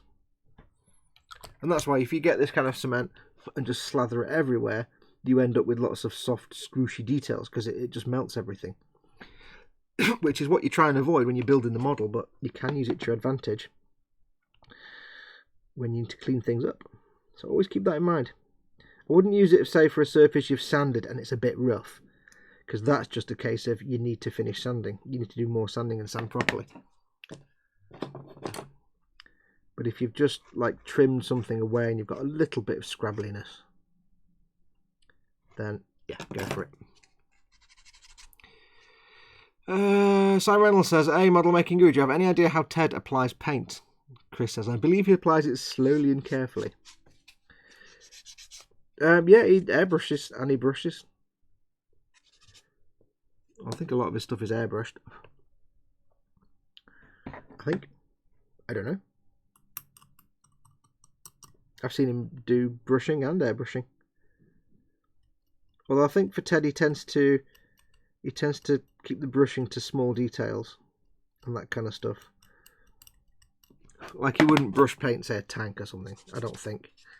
I think he'd probably more likely just airbrush that. Whereas I'm far too. I'm far too lazy. I was kind of grumpily happy enough to use the airbrush until I realised how to actually brush paint. And I'll always be grateful for Games Workshop for that. And now I'll try every excuse in the book I can to actually brush paint something and not have to actually airbrush it. Because brush painting is more fun and less hassle. Press the button, Fox. Oh, sorry. Slap it on. I'm busy doing the. Shut up. Shut up. I'm busy doing a thing. I'm not used to working, you see, so. Yes, that was the whole point of that, was for me just to press that button. Slap it on. Sorry. Need to clear my throat, one sec.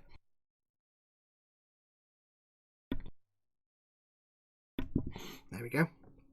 I missed the button chance. Gosh darn it. Dave says he can't multitask. He's standing and talking, not thinking. You actually applied the brain and clearly it went wrong. That happens every time I apply the brain. Nothing ever works when I apply the brain. Brain is the worst thing I can try and apply. Right, let's get these armages glued on. Oh, there's a bit of schmutz in there. There we go. So, as always, you know, it's not easy to stream and talk and glue and sand and fix and read the chat and remember who the hell anybody is. I mean, none of those things are easy by themselves. But then add in doing them all at the same time. Yeah. Challenge time. Anyway, if I got everything right all the time, you just hate me anyway. Because I'd be just a horrible person. The fact that I mess things up so much is part of my charm. I have decided. Kind of. Right, arm time. Apply directly to body. Maybe. A little bit of wiggling. Roger, wiggling now. Oops. You go on there. You line up there. A little bit of extra thin in the sleevage area. There we go. Do it on camera there. Ooh, glue fumes. Woohoo! Hoorah! Get close to that pot of glue. There we go. That's lined up. Beautiful. Beautifully. Lovely. Lovely. There we go. A little bit of glue in there. Fork handles. Perfect. Go. Dude. Done. I've still got all the little sort of ammo packs and grenades and things. They don't take long.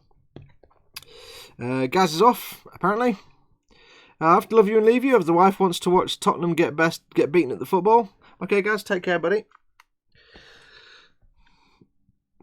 Osric says, brains are overrated. I used a turnip. Got the satin clear coat on the Panther ready for Mr. F's finest clay washes. No.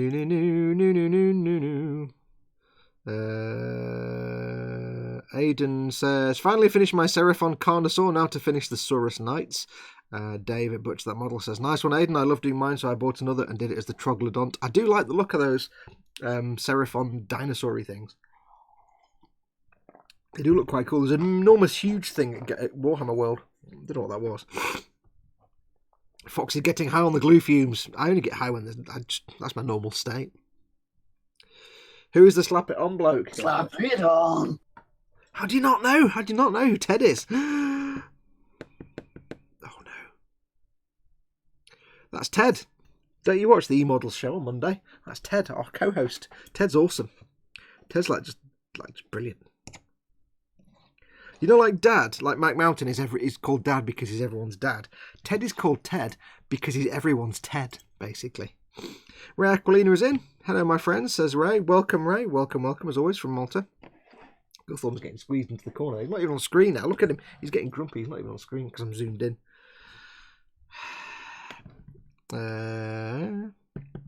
Why did no one tell me, asks Cynical Steve, that magnets make building and painting subassemblies so much easier? Magnets are my new favourite thing.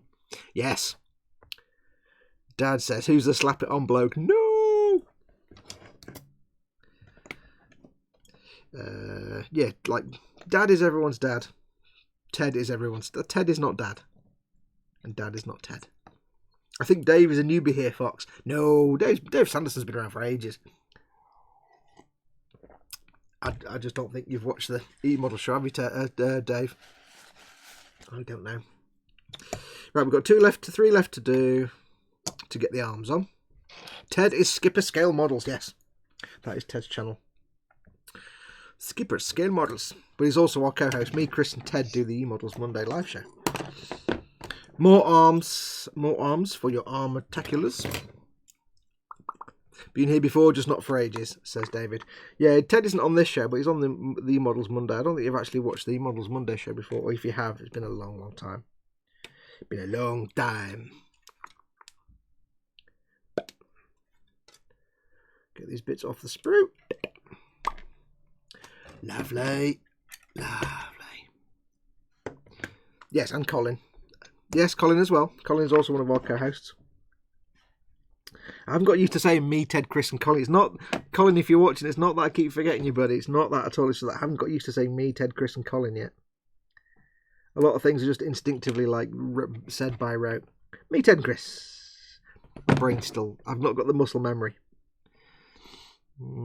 Dave says Ted is El Ted, the one and only Ted.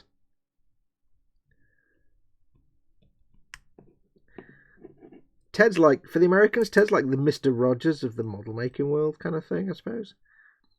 Just without the sweater and maybe a bit more swearing if you hang out with him behind the scenes. Yeah. I must skedaddle. I've got a leg of lamb to roast and veg to prep. I'm on the Book of Face or Messenger if anyone has any Secret Santa questions or whatnot, says Kevin Reynolds, says Cy Reynolds. Yep, so remember, if you are in the Boom Hut, do pop along. If you've not done it yet, have a read of the announcement. The announcements are always at the top of the page. They're not always, there's usually one at the top, so if you only see one, it's nothing to do with Secret Santa. Click on, I think it just says read other announcements or something like that. You can expand it to see all the announcements. There's a handful of announcements. Also, don't forget, in the Boom Hut, if you were taking part in the Cesabi group build, George has announced the first winner, who has won the real grade new Gundam, I think. And the winner was, I've forgotten. But yes, that's also an announcement, so do check out that as well. If you've been involved in that group build, there are going to be 2 winners and 2 prizes, I think, if I remember rightly. But he's announced the first one, so go and have a look and see if you've won.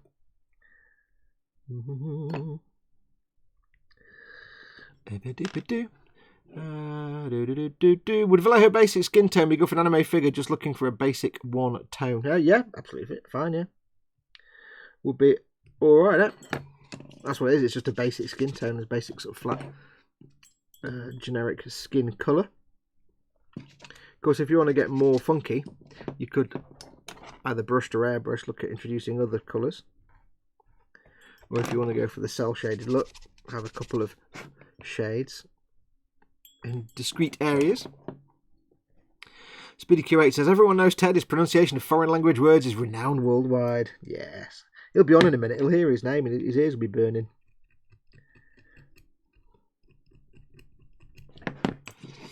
Ted is the only way we get access to see model making chicken ever, because it's Ted's chicken. Why are people saying Ben? Oh yeah, Ben Kuramachi. Yeah, Ben Kuramachi. That's it. Ben was the winner of the first prize. There are 2 prizes though, so if you're not Ben Kuramachi, I was kind of leaving it. I was kind of like not saying who the winner was there to encourage people to go to the Boom Hut there, guys. But never mind. Moving on. Now nobody's got any reason to go to the Boom Hut. Thanks, guys. Do you know you can't get the staff? There's me missing the button Ted Button Press. I don't know. It was tactics. Oh.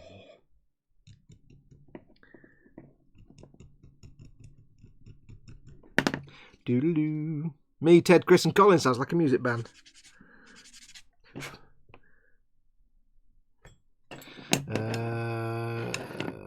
What else is going in chat?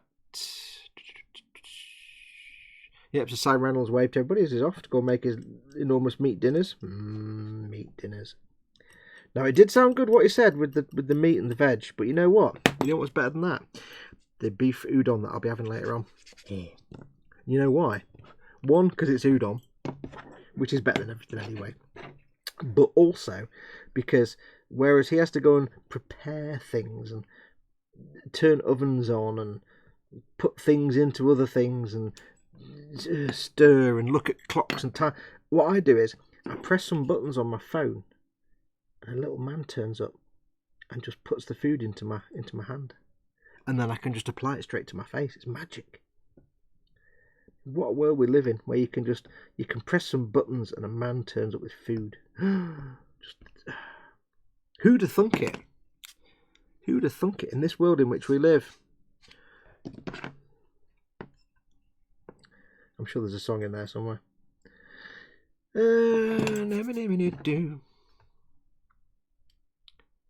Fox and the TCC clan. Dad, Chris and Fox as band called Three Dudes on a Sprue. Lynn says you forgot. No, that it was actually a joke, Lynn, the other day that we were talking about something with me, Chris and Colin specifically. Me, Chris and Ted specifically, I think. I can't remember now. And it was like, sounds like Three Dudes on a Sprue. Sounds like, I don't know, I can't remember what the joke was. I'll shut up because I've forgotten it anyway. Somebody else can explain it because I'm just, shut up. Shut up now. Shut it up now, sir. Doo-doo-doo. Doo-doo-doo.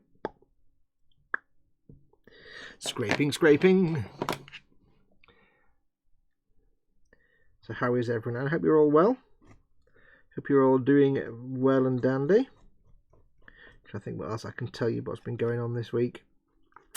I was quite glad that I got a load of streams done for the Sazabi build. Lots of decals to do, so I had lots of decal streams. That was quite good. We'll have more next week because I've still got decals to do. What else has been going on? Can't think now.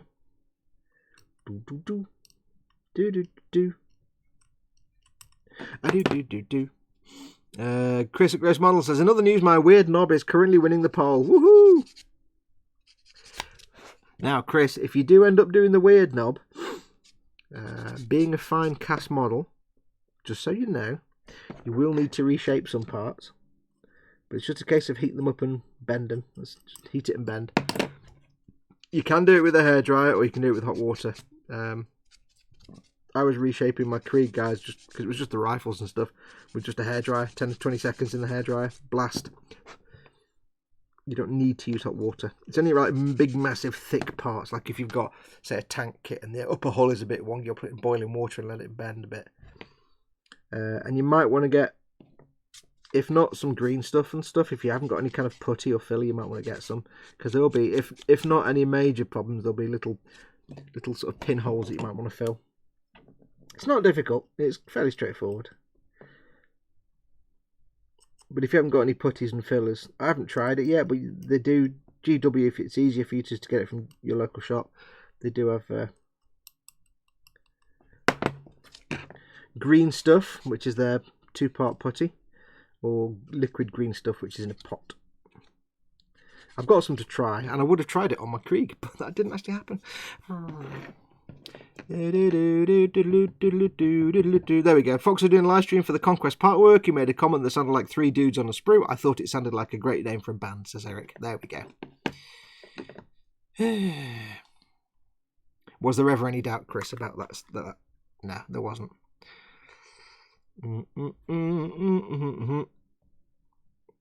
But I'm happy as a pig in poo. First day of a 2-week holiday. Woohoo! Nice one, Dave. Wonder why you've been here for more than 5 minutes.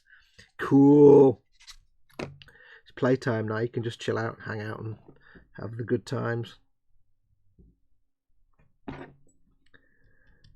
got to say, I don't know what my neighbour's doing next door. She's doing something, and it's like, It's like hammering, but she's doing it really gently. It's like... So I don't know what she's hammering, but it's a really polite... I don't mind. Because normally you get neighbours doing the DIY and they hammer and it's really annoying, but little tiny little gentle taps. There we go. There's a bit rough where I just tried to sand off that or scrape off that seam line over the las lens on the end of his rifle there. So a little touch of that glue. Just again, most of the glue off the brush. Just a hint of glue. And it just smooths it all out. And now it looks like a proper las rifle again. I think that's everything on there. All the seam lines are gone. Do this one. What else we've got going to chat?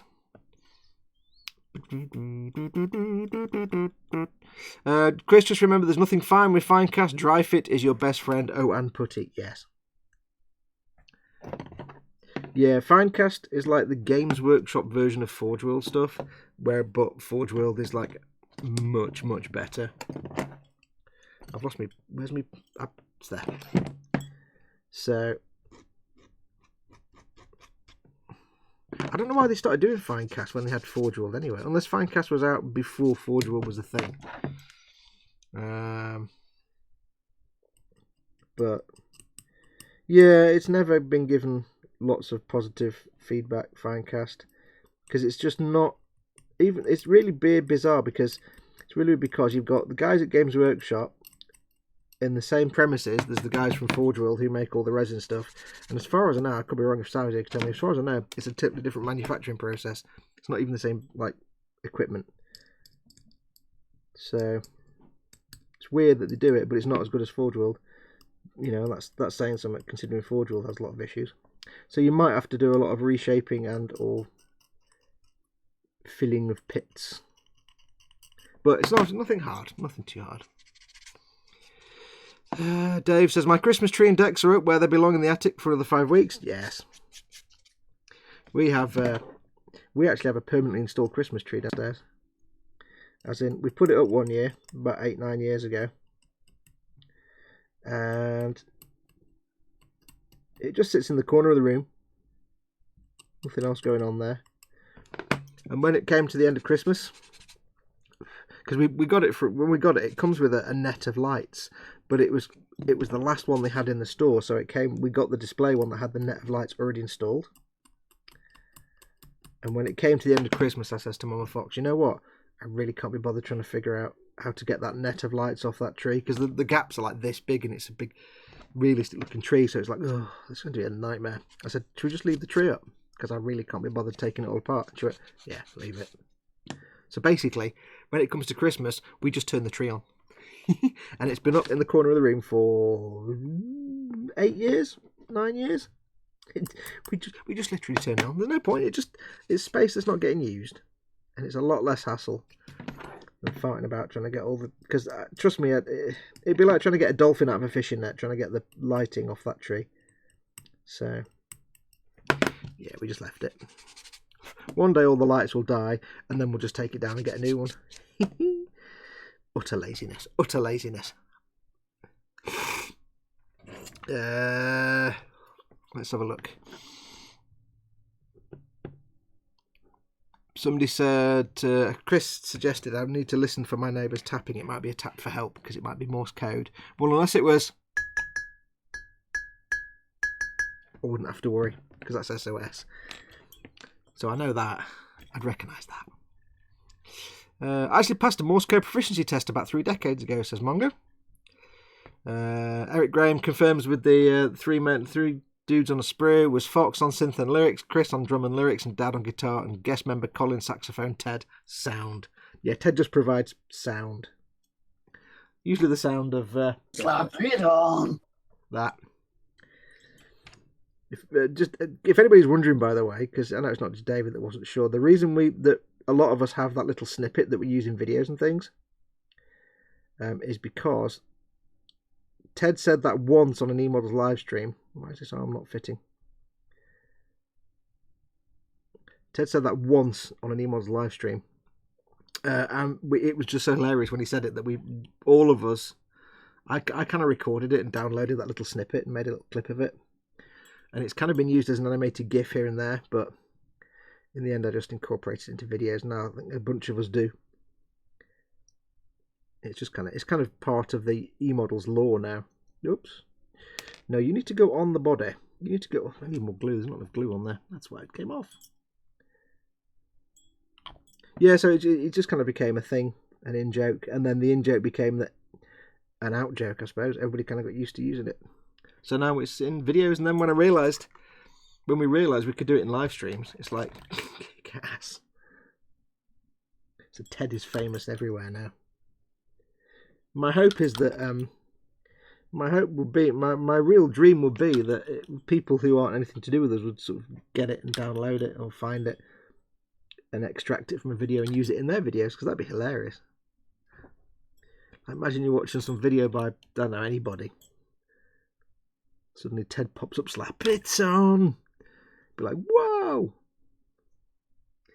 That's that glued on. There we go. Lovely jubbly. Not like trying to glue the arms on a Deathcore Krieg. Dave said, be right back, got to carve the chicken for dinner for she who farts in bed demands it. See you in a bit. Raging Bassist, hello. What's all this then? The afternoon, just got home from work. It's my usual Warhammer Sunday, buddy. Warhammer Sunday times. Right, what time are we on? It's 4:45. I think it's time we did some stickery giveaways. So, what I'm going to do, I'm going to zoom out. There you go, Scott, if you're still watching. Guthorm is with you. He's with us. Quick look at the chat. Ted's awesome. If you haven't watched his older videos on YouTube, do yourself a favour and watch them.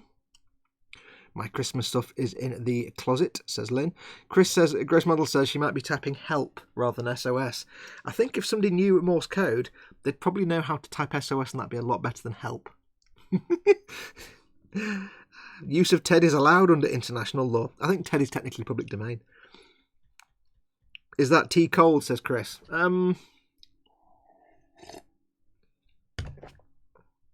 It's alright.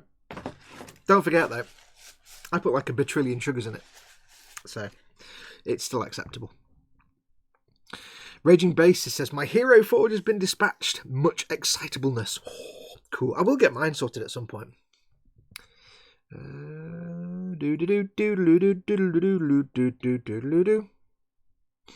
Lynn says, hi Guthorm. Eric Graham says, 3 dudes on a spree, one hit wonders, but come relevant again 20 years later. Bit like a yellow. Right. Ted should be on slap bass, brass, or slap bass, or maybe dialing the slap echo guitar pedal. Yeah. Right. I was in the Royal Signals, never learnt Morse code, couldn't get my head around it, says Dad. It wasn't red. There are some people down the road here that just put a huge plastic bag over the tree and put it in a spare bedroom. We don't do that. We just turn the tree. We literally just turn the lights off. We take the decoration. We take all the decorations off, and they go into a box in the spare room. They go away. But the tree itself, we literally unplug it. That's it. It just sits there for like another year in the corner. I don't move it now because after like 7 or 8 years, God knows what's living in it. Right. Let's have a look. I think it's time for some stickery goodness. So what I'm going to do, take off my helmet of seeing because it gives me headaches after a while. I've only got 2 guys left to build. I've still got lots of little... I don't think I'm going to get these guys finished today, let's just be honest. Because I've still got all the grenades and ammo packs and stuff to put on. So yeah, I wish they came with backpacks though. They look like they should. Alberto Grajales says, I can't wait to get my real tree. I think we had a real tree once, but it was such a pain in the bum trying to clean them up afterwards that we decided never to do it again. Right, 3 stickers this week. I've got so many stickers for everybody else's channels that there's no point me even trying to give mine away because Colin sent me a whole boatload of his. I've got loads of Chris's. And Dad, I've not got any Scaly Models ones left, if you're watching. But I've got these. So, I've got loads of those. Right, so where's my pen? There's my pen. I shall write some words on the back. We'll write the words. I shall write some words. Tree.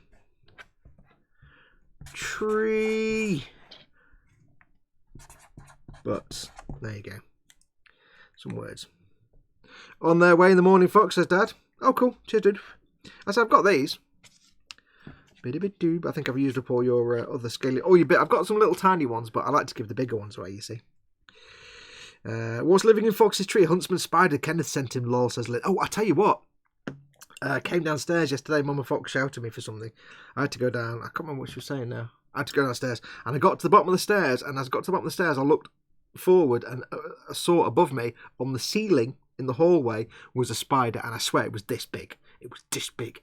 And about 3 days ago, I'd gone outside and opened the side gate, and this spider had gone across the driveway, and this thing was like the size of a small dog, and it was a house spider.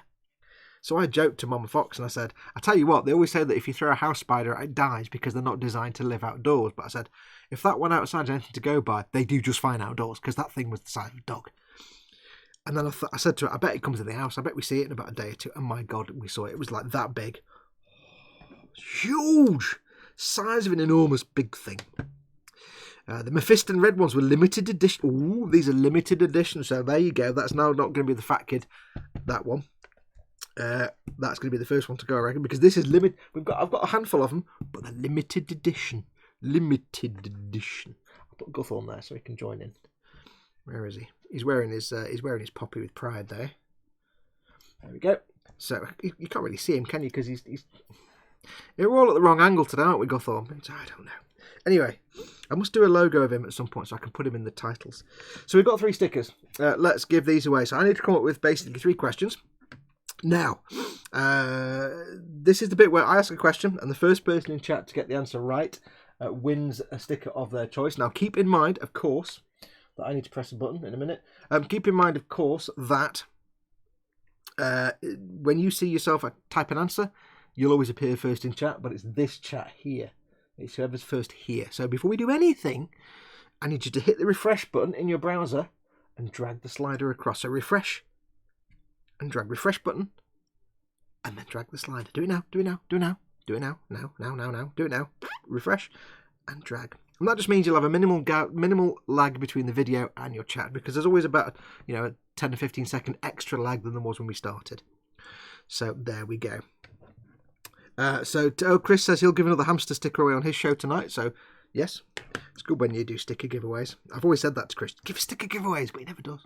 He is now, because I've nagged him. I like nagging Chris. I like nagging him to do his best. Be best. So, refresh and drag. I'm going to have a swig of tea.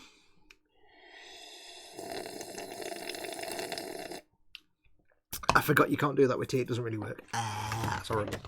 Works with coffee. Doesn't work with tea. Right, so I've got to think of 3 questions now. There's always a thinking of questions. I can never remember what the questions are. Right, think of 3 questions. Okay.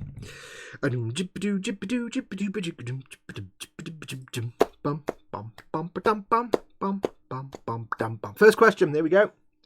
Are you ready? Gladiators ready? Right, first question. What is the brand name of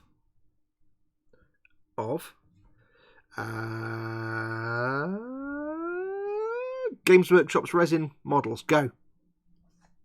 We talked about it mere minutes ago.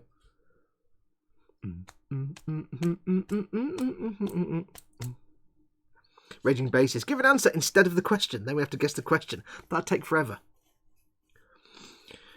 Doodle doodle doo doodle doodle doo doodle doodle doodle doodle doo.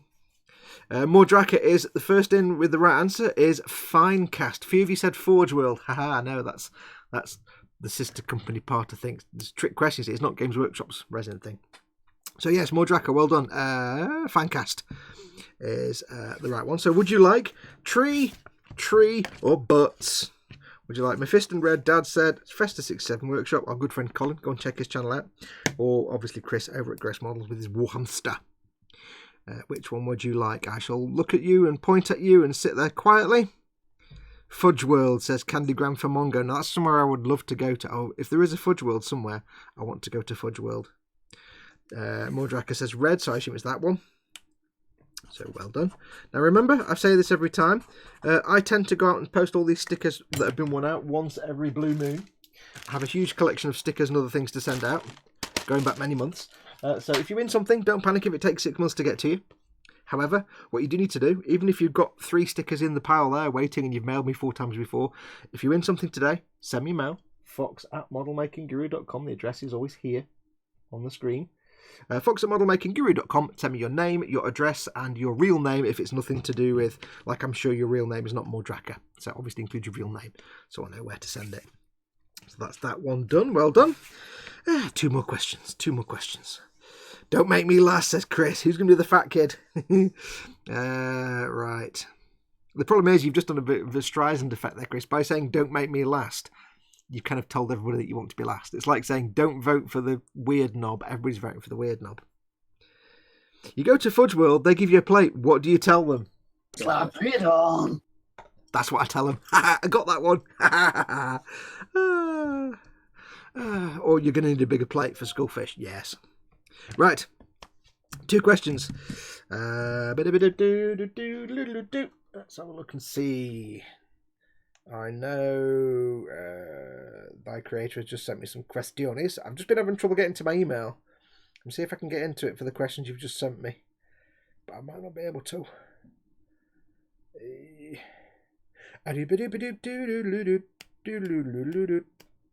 No, email's being an absolute butt cheek. I can't get into my email. Darn it. Okay, I'll have to wing it. Right. Swig of tea. Right. Here's a bit of selfless, shameless self-promotion from Chris. What time is Warhamster time? Go. I'll take the bait there, Chris, and promote your shizzle. I don't mind. I'll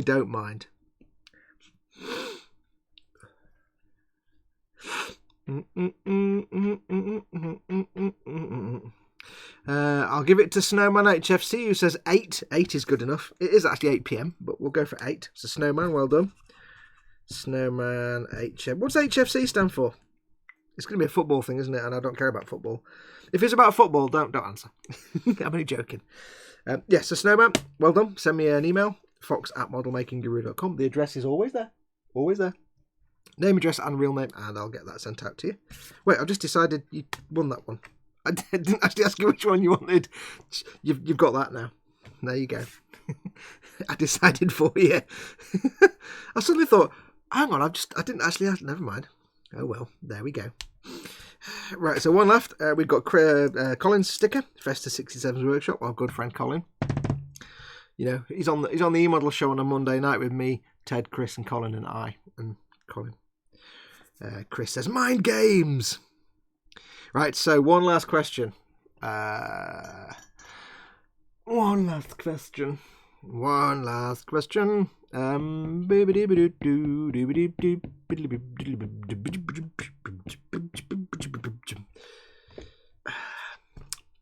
think of a question now. Who else do you get to watch a live stream and they sit there doing little beatboxy things while you're watching them?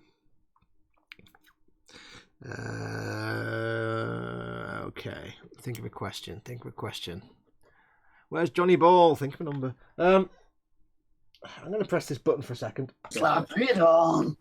That just helps me think. Okay. Think of something that's happened in the real world, Fox. Think of something that's happened in the world. What's been going on in the world? I don't know. Brain is not working now. Brain is not working.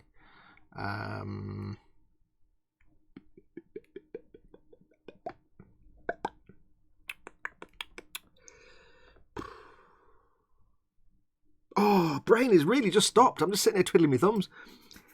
Okay, really easy one. Really easy one for you if you've been watching for this show.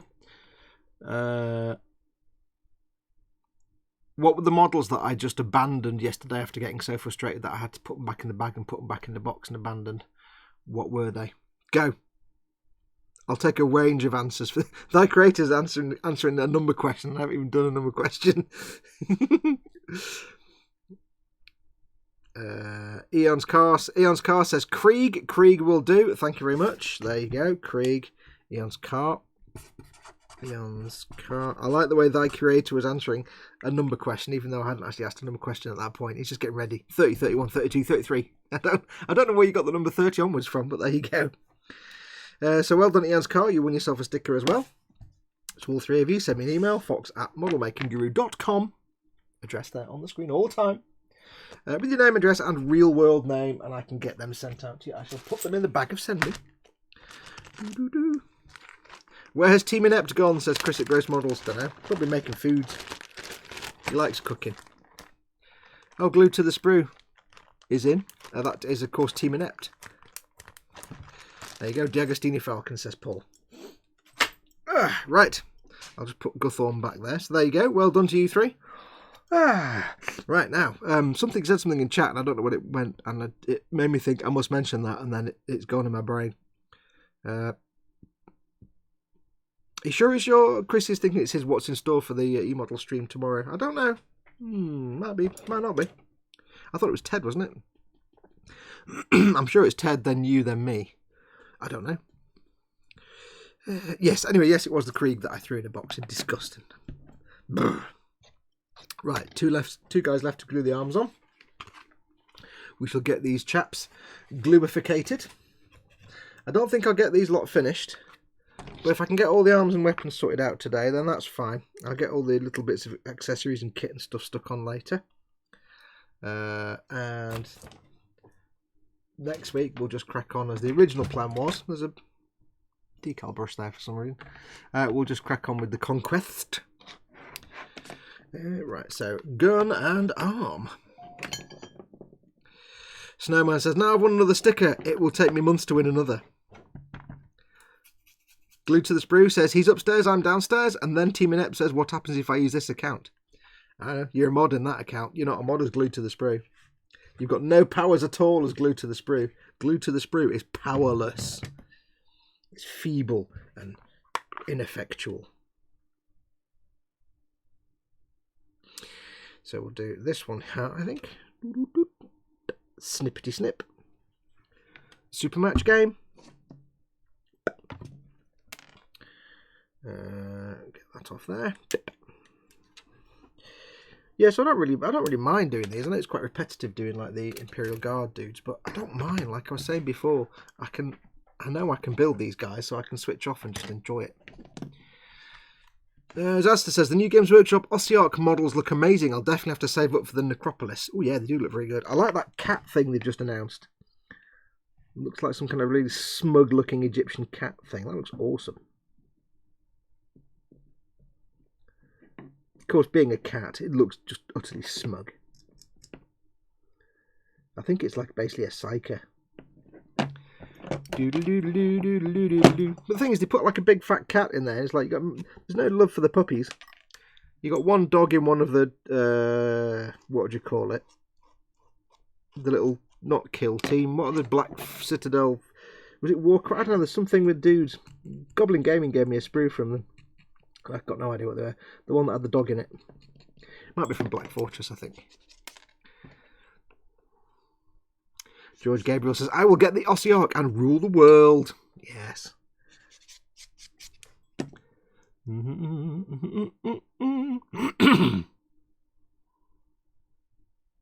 It's lunchtime, says Paul Di Tommaso. Cool. Chris Williams has changed his profile to and then back to weird. Zash says 330 quid, says George, for the special Ossiarch kit. You're all being weird with the logging in and out now. Just remember, mods, that not every single one of your channels has mod power.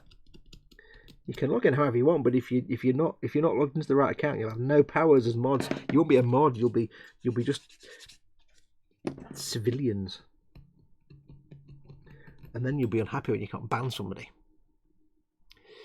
To Tomo Gage inside, the Plamax Deedlit from Record of Lodos War, and I was looking for elves to practice on, found the Glade Guard stuff, and then found out it was discontinued.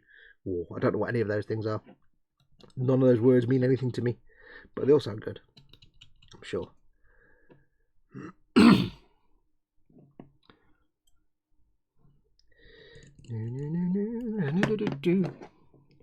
I have returned, says Team Inept. Yes. Good. You mean like you were a minute ago? When you returned a minute ago. A terrorist is in. I slept a bit too long today. Nothing wrong with that. It's Sunday. You're allowed to lie in every now and then. Sunday is lazy daytime. You're allowed to snooze on a Sunday.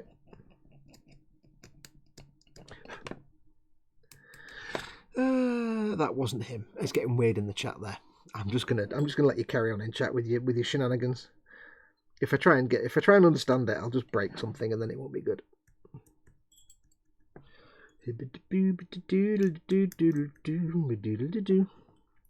I shouldn't really be getting quite so finicky with these little seam lines and mould lines, but I'm kind of enjoying it. Paul, stop it. Children.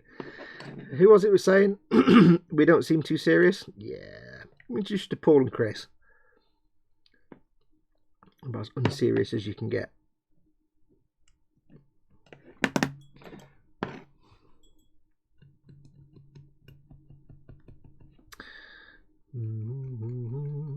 There's something else to talk about now. It was me. Stop what, says Paul. Yes, all the things. I haven't been cleaning up any of the actual muzzles of these rifles. I've just realised as I've been going along. Apart from one. That's a bit rare, really. I'll have to make sure I go back and clean all those. Once the glues has settled. Coming up on 4 o'clock Monday morning, and the rack is starting to sing out for use. The rack? Do you mean the bed? Why are you watching me at 4 o'clock on a Monday morning? Dude, go to sleep. Not that I'm not grateful. But dude, go to sleep. 4 AM on a Monday morning. I'm confused more than usual, says Eric Graham. Welcome to my world. Yeah.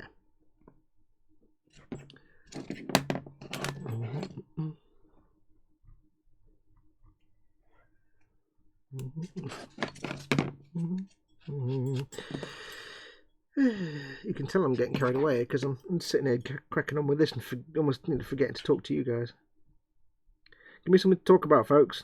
I'm running out of talking material. Glagar was Wood Elves from Warhammer, no expert on Warhammer, so I don't know any more than that. Yeah, if it's fantasy stuff, I have no interest in fantasy stuff, so I wouldn't know that anyway. Or at least I don't really have... Well, I don't know. I'm not into what is now the Sigmar stuff and used to be Warhammer Fantasy, so I'm guessing that's the old Warhammer Fantasy stuff. Well, yeah, 40k I'd probably recognise most things, but Sigmar / Fantasy, not a clue. Not a clue.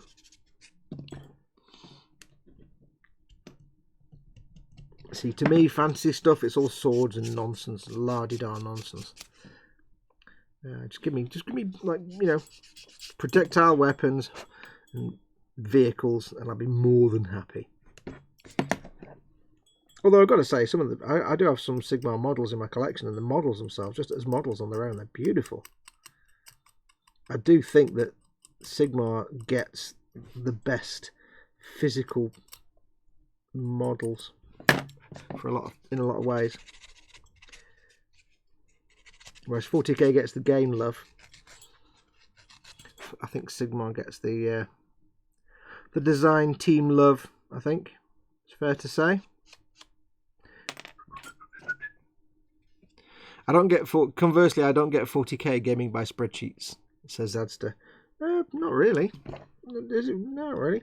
I mean, it's just a tabletop dice combat game. It's just no different to old style Napoleonic ward games type nonsense. It's just you've got a lot more information and stats and stuff. Not really a spreadsheet. Not really gaming by spreadsheets. You just got... It's just, I mean, I don't know really. It seems to me it's more like an RTS game. You've got different units and different abilities and strengths, and you've got to take them into account when you throw them into battle or whatever. I think of it more of an RTS. I'm out, says Eric. See you later on Chris's Gross Models live stream. I see you later, buddy. Thanks for coming in. Much appreciated. Yeah, if anything, it's more like an RTS. It's just actually, you know, you'd actually physically got things on the table.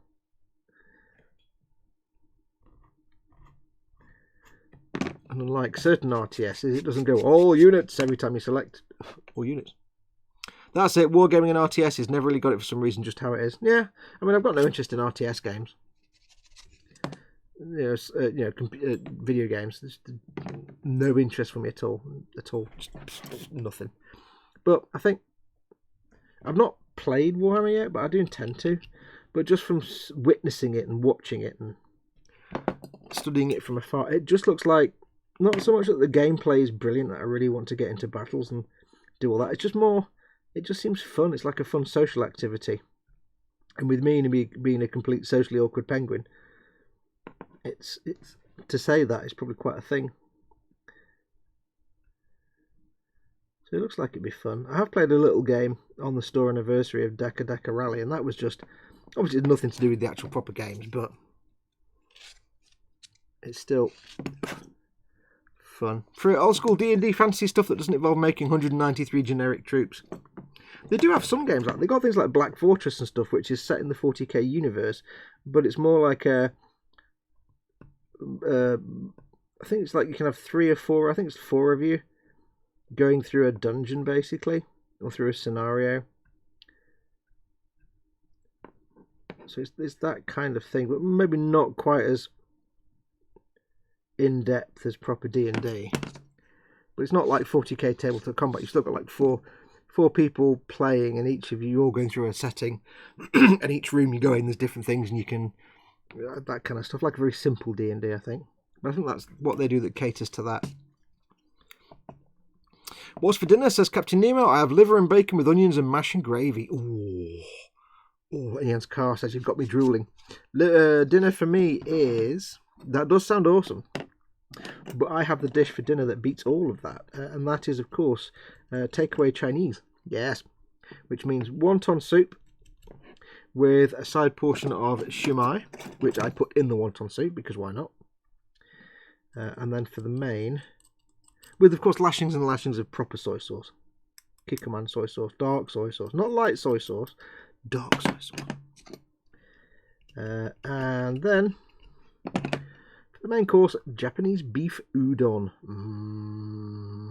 Which is big fatness in noodle form. Happiness into my face. And then I shall sit back, bloat for a while. I'll be a fetid bloat drone. And then I'll watch Chris's stream. Doo-doo-doo-doo. And that is how the fox do. That is how the fox do.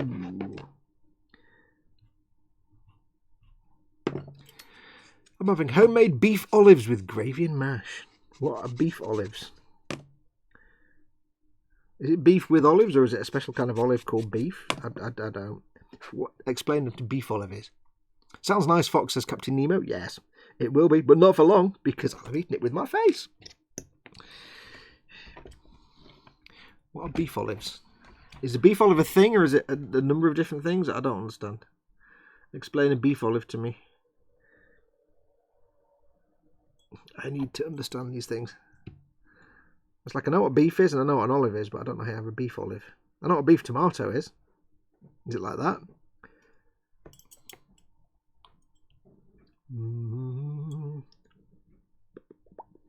A little bit of glue and a little bit of sticky glue. It goes on there. And look at that. It just lines up perfectly without any swearing. Deathcore of Krieg. No effort whatsoever. Perfectly. Kaplink. There you go. Beautiful, like a glove. This is why I like plastic over resin. Because it just works. Yes. Awesome saucings. One left. Time we're on 5:15. Beef burgers in a cylinder shape, says Captain Nemo.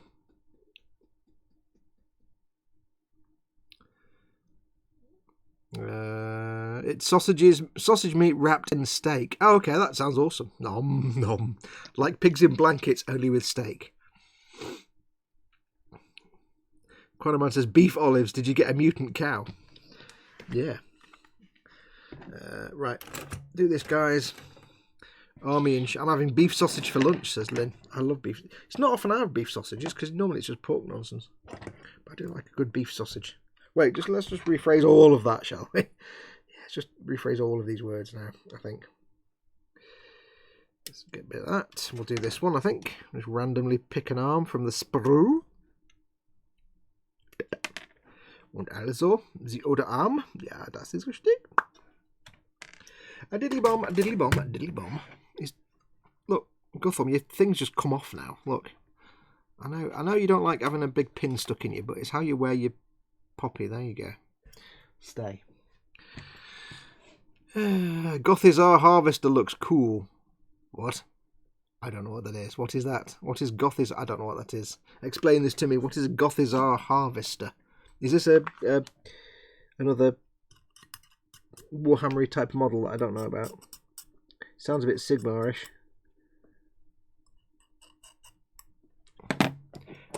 It does, says Zadster. Snip, snip, snip, snip, snipping all the sprue away. If I can get the thing around it. There we go.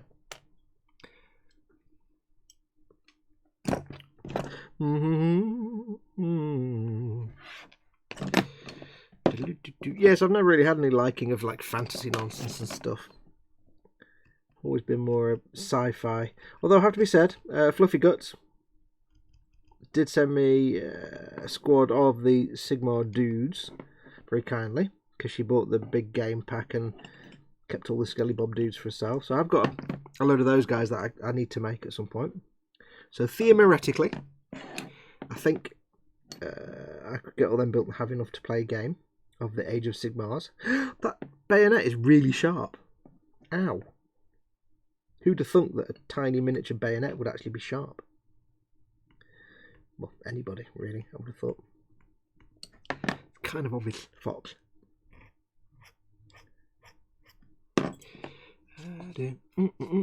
I figure Gothizar Harvester has an unlimited salad bar. Except Gro said that first. I like a Harvester unlimited salad bar, says Chris. So Chris actually beat you to that one. Yeah, I was going to make a joke about Harvester. If you don't know, over here in the UK, Harvester is a kind of a chain pub bar thing. Stabbity by a bayonet. No stabbity, just pointy. I didn't do enough jamage to make stabbity happen. Try kangaroo sausages. They are rather bouncy. Badoing. I've had kangaroo. It's quite nice. I've had crocodile. It was rubbish. It didn't taste of anything, and it just stayed pink even when it was fully grilled. It didn't taste of anything, though. It was like, yeah, is that it? What else have I eaten? There you go. There's a conversation then. What's the weirdest thing you've eaten? I mean, you know, I know you can swear in chat, but keep it reasonably family friendly. What's the weirdest food stuff you have eaten? I have eaten, say, kangaroo, ostrich, crocodile, which was air. We've had wagga wagga, which is some kind of big cow, I think. We have had scorpion. I've eaten scorpion. I've eaten crickets. Who hasn't? And mealworms, things like that. I've eaten them. What else have I eaten? Snails. Snails are awesome. Snails are delicious. They're not really weird though. They're kind of just mainstream in France. What else have I had? That's about it for weird foods, really, I think. I had some salad once, says Chris at Gross Models. Lies. Lies. You could at least just tell the truth and make it realistic.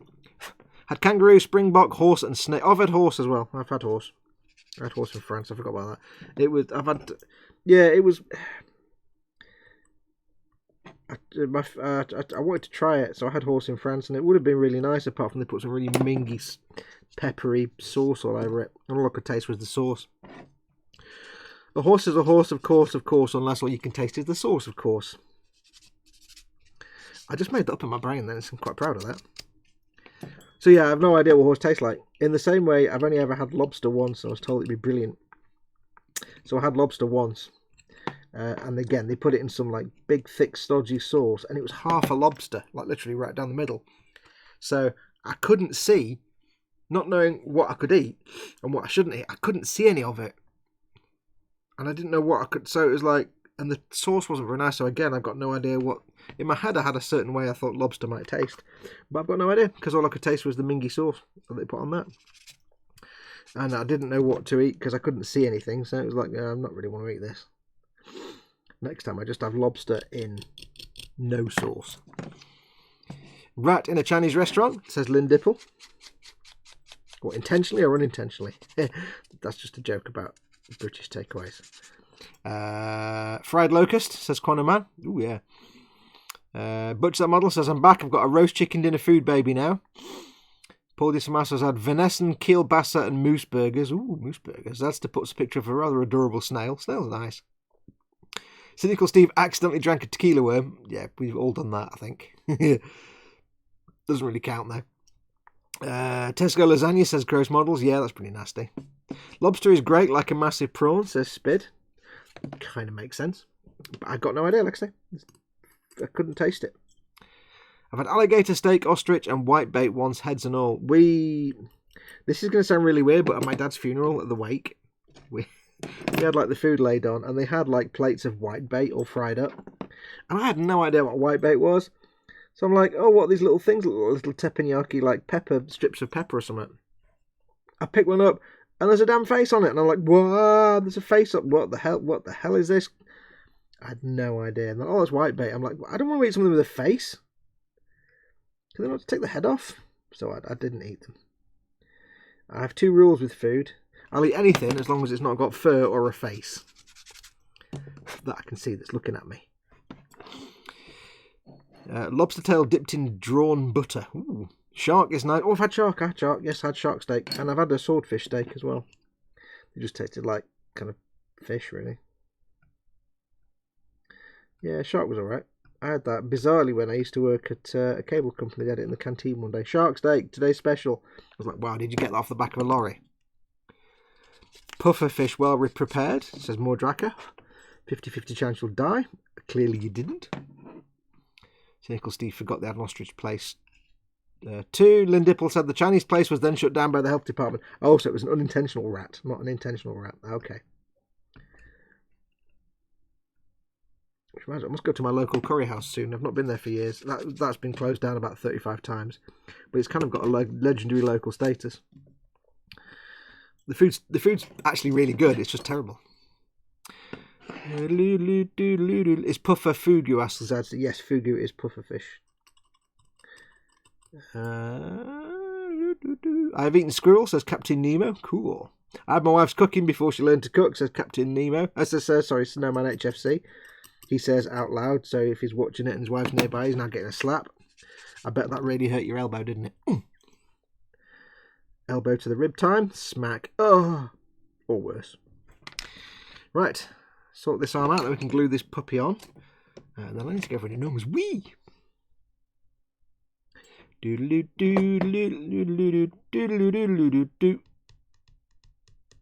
Lord knows what's actually in any curry I've ever had on the curry. And I'll start that again. Lord knows what's actually in any curry I've had on the curry mile in Rusholme. I do recommend, if you're in Rusholme, for those that don't know, in the north, just outside Manchester, there's a place called Rusholme. And it's legendary for it's like a big, long, mile-long road that's got every curry house in the world ever. And kebab shops and stuff. It's just called the Curry Mile. And they're all pretty much terrible. They're all just rank. It's just generic curry house stuff. So basically the curries that they make for the white people, not proper Asian Indian curry or anything like that. Apart from one or two maybe that actually do proper curry. So most of them are just fairly, they're like kebab shops or takeaways, but it's called the Curry Mile. There is one on the Curry Mile though, I think it's still there, called Sanam's. The curries are alright, they're not anything fantastic. They're nice. It's good quality food, it's just kind of bland, but the thing that sets Sanam's apart is that they do desserts. Often when you go, if you don't know this about British curry house, but when you go into a British curry house, more often than not, there's all the foods, and there's a dessert section, which is usually kulfi, which is ice cream, and then you get a list of maybe 3 or 4 sort of Asian dessert types, like I can't remember any of them now because it's been many, many years. But, you know, you get like... well, yeah, I can't remember. Anyway, you get like just generic stuff. You might get, if you're lucky, you might say Rasmalai on there. But 99% of the time, they just say, yeah, we don't have anything, it's just ice cream. But Sanums, they actually have... They've got the restaurant, and next door to the restaurant is a tiny little building built in, and it's like a little... outside the main restaurant, but built into it, where it's just desserts. Just lots of different sort of savouries and sweet desserts. Oh, God, and they're just fantastic. So the curries are meh, but the desserts... Oh. Team Inept says there's a Chinese in Meersbrook called Mange. Yeah, that's not the best. Not a good name for a restaurant of any kind. So look.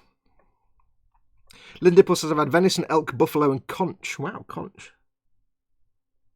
Aren't conch supposed to be super, super toxic if you stand on one? Or if you get spooged by one, you get like stabbed. Conch is the shell thing, isn't it? The shell creature. Why this arm no fit? There we go. Whoa, I'm dropping. Roger, dropping now. Yeah, why would you call your restaurant Mange? Dumbass name is that?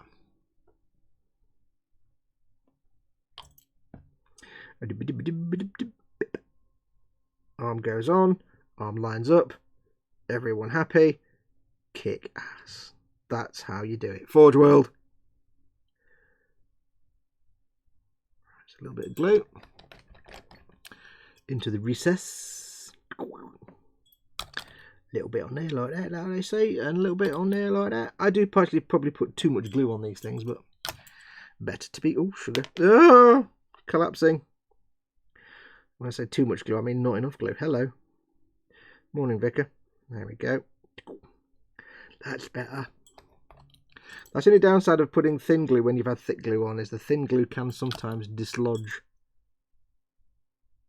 In its machinations, it can do some dislodgage. Just be careful. You can't just... Slap it on. You've got to put some thought into it. Right, there we go. Now, I will need to go back and clean up some of the barrels on these weapons that I totally didn't clean up.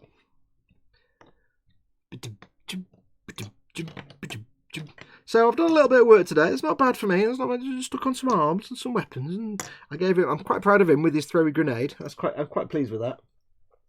Quite chuffed with that little puppy there. And we got them done. So what I'll do is I'll go off and get the rest of them done. I'll put all the grenades and ammo packs and stuff on, and then I can put them in my skirmish case, and they're ready then for painting when I do the rest of them. Like I say, I will get back to Deathcore Krieg. It's just, like I said before, I don't think I'll accrue some packs of infantry, and then I'll get someone else to build them for me. I'll pay someone else to build them. Find someone that's good with the resins. Because I want to paint them. I want an army of them, and I want to paint them. Because I want to, you know, it'd be great to save up money maybe once or twice a year, buy a nice Forge World tank or vehicle for them, and just, I can't wait to build that Macarius Vanquisher.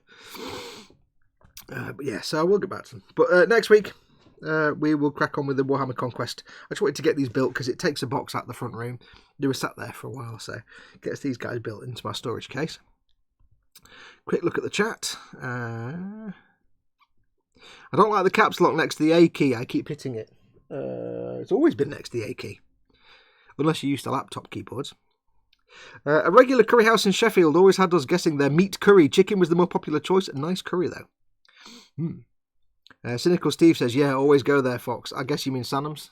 It's the desserts. Some of them are fantastic. I forgot it's been... Oh, Barfi. Barfi is the little squares. Barfi is the little...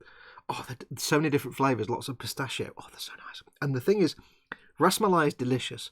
Barfi can go from savoury to sweet, and such a massive range. But if you've never actually really thought about savoury desserts before, some proper Asian desserts. I say Asian, it's Indian to us in the UK, but Asian, as in from, you know, India, Pakistan, Yemen, places like that. Oh, some of the desserts, the savoury desserts are fantastic. There's one called jalebi, and it's basically they make this real sugary syrup, and they go like this, and they make a squiggly pattern about 3 feet across on a frying pan or a hot plate, and then they just let it cook, and then they pick it up, and that's a jalebi. It's like 2 foot long, and it's just a squiggly sugar. It's basically a squiggle made out of sugar. I had 5 of them once. Yeah, I was sick as a dog. It's just sugar. It's 99% sugar. Is there ice rock in the UK? I don't know what that is. Speedy Curate says, Paul, great opportunity to sound French and say, I'll have mange too. Mange too, get it? Not the one you eat isn't poison. There's another conch that's poisonous, says Lynn Dipple. Cool. Mange is French for eat. Oh, of course, yeah. So if it's a Chinese called mange, yeah, they call it mange, but everybody just calls it mange. Yeah, I get it now. I do speak French. I just totally didn't associate because it's Chinese. So. Osric says, marmot, freshly shot and cooked in a deep pit. Interesting.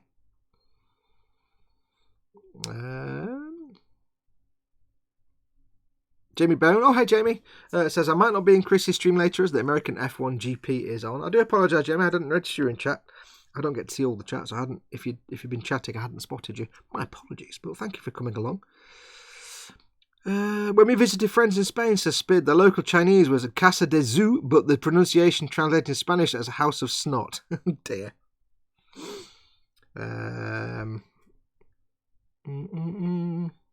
Mordrak said, I should use the franchise's full name. I meant Ice Rock Ice Creamery. Never heard of it, I'm afraid. Wow, 9 out of 9 done. Way to go, Fox. No, I've got he and him and him. They were already done. And I've not even finished them because I've still got to put all the ammo packs and stuff. I've got a little collection of ammo packs and things to put on them. They won't take long. We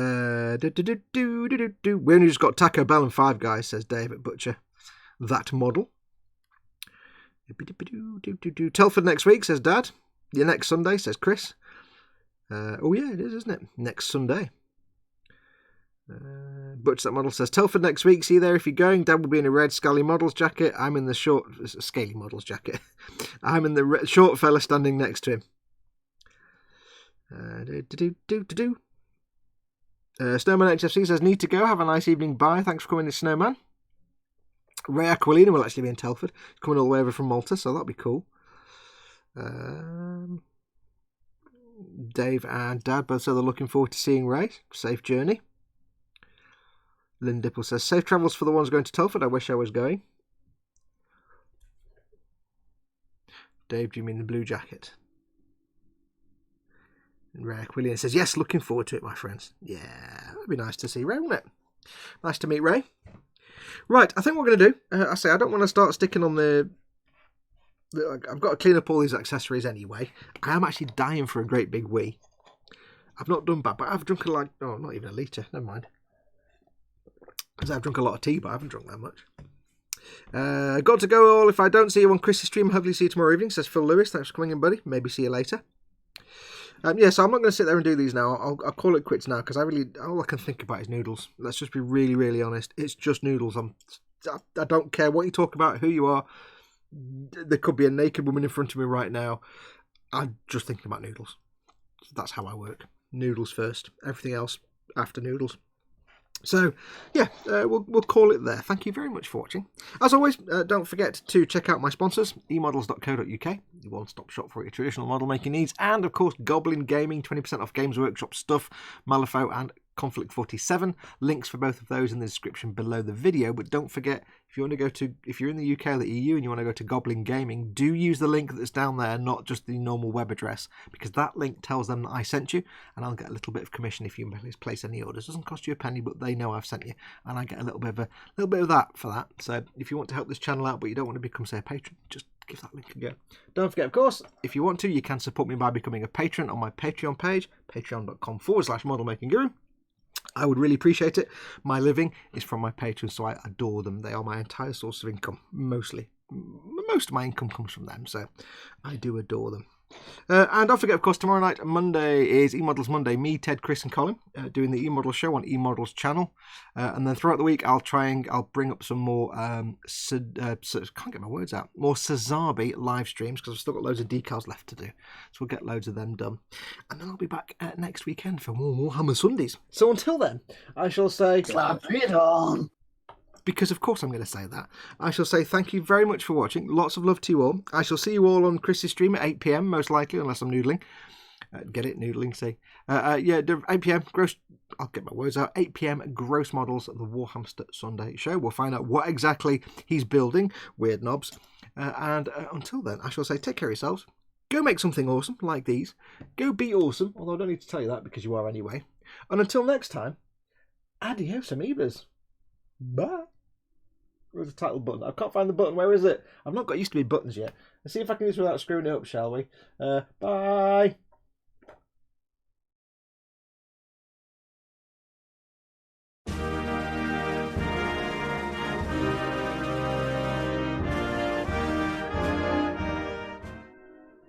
Yeah, I did it without screwing it up. Bye.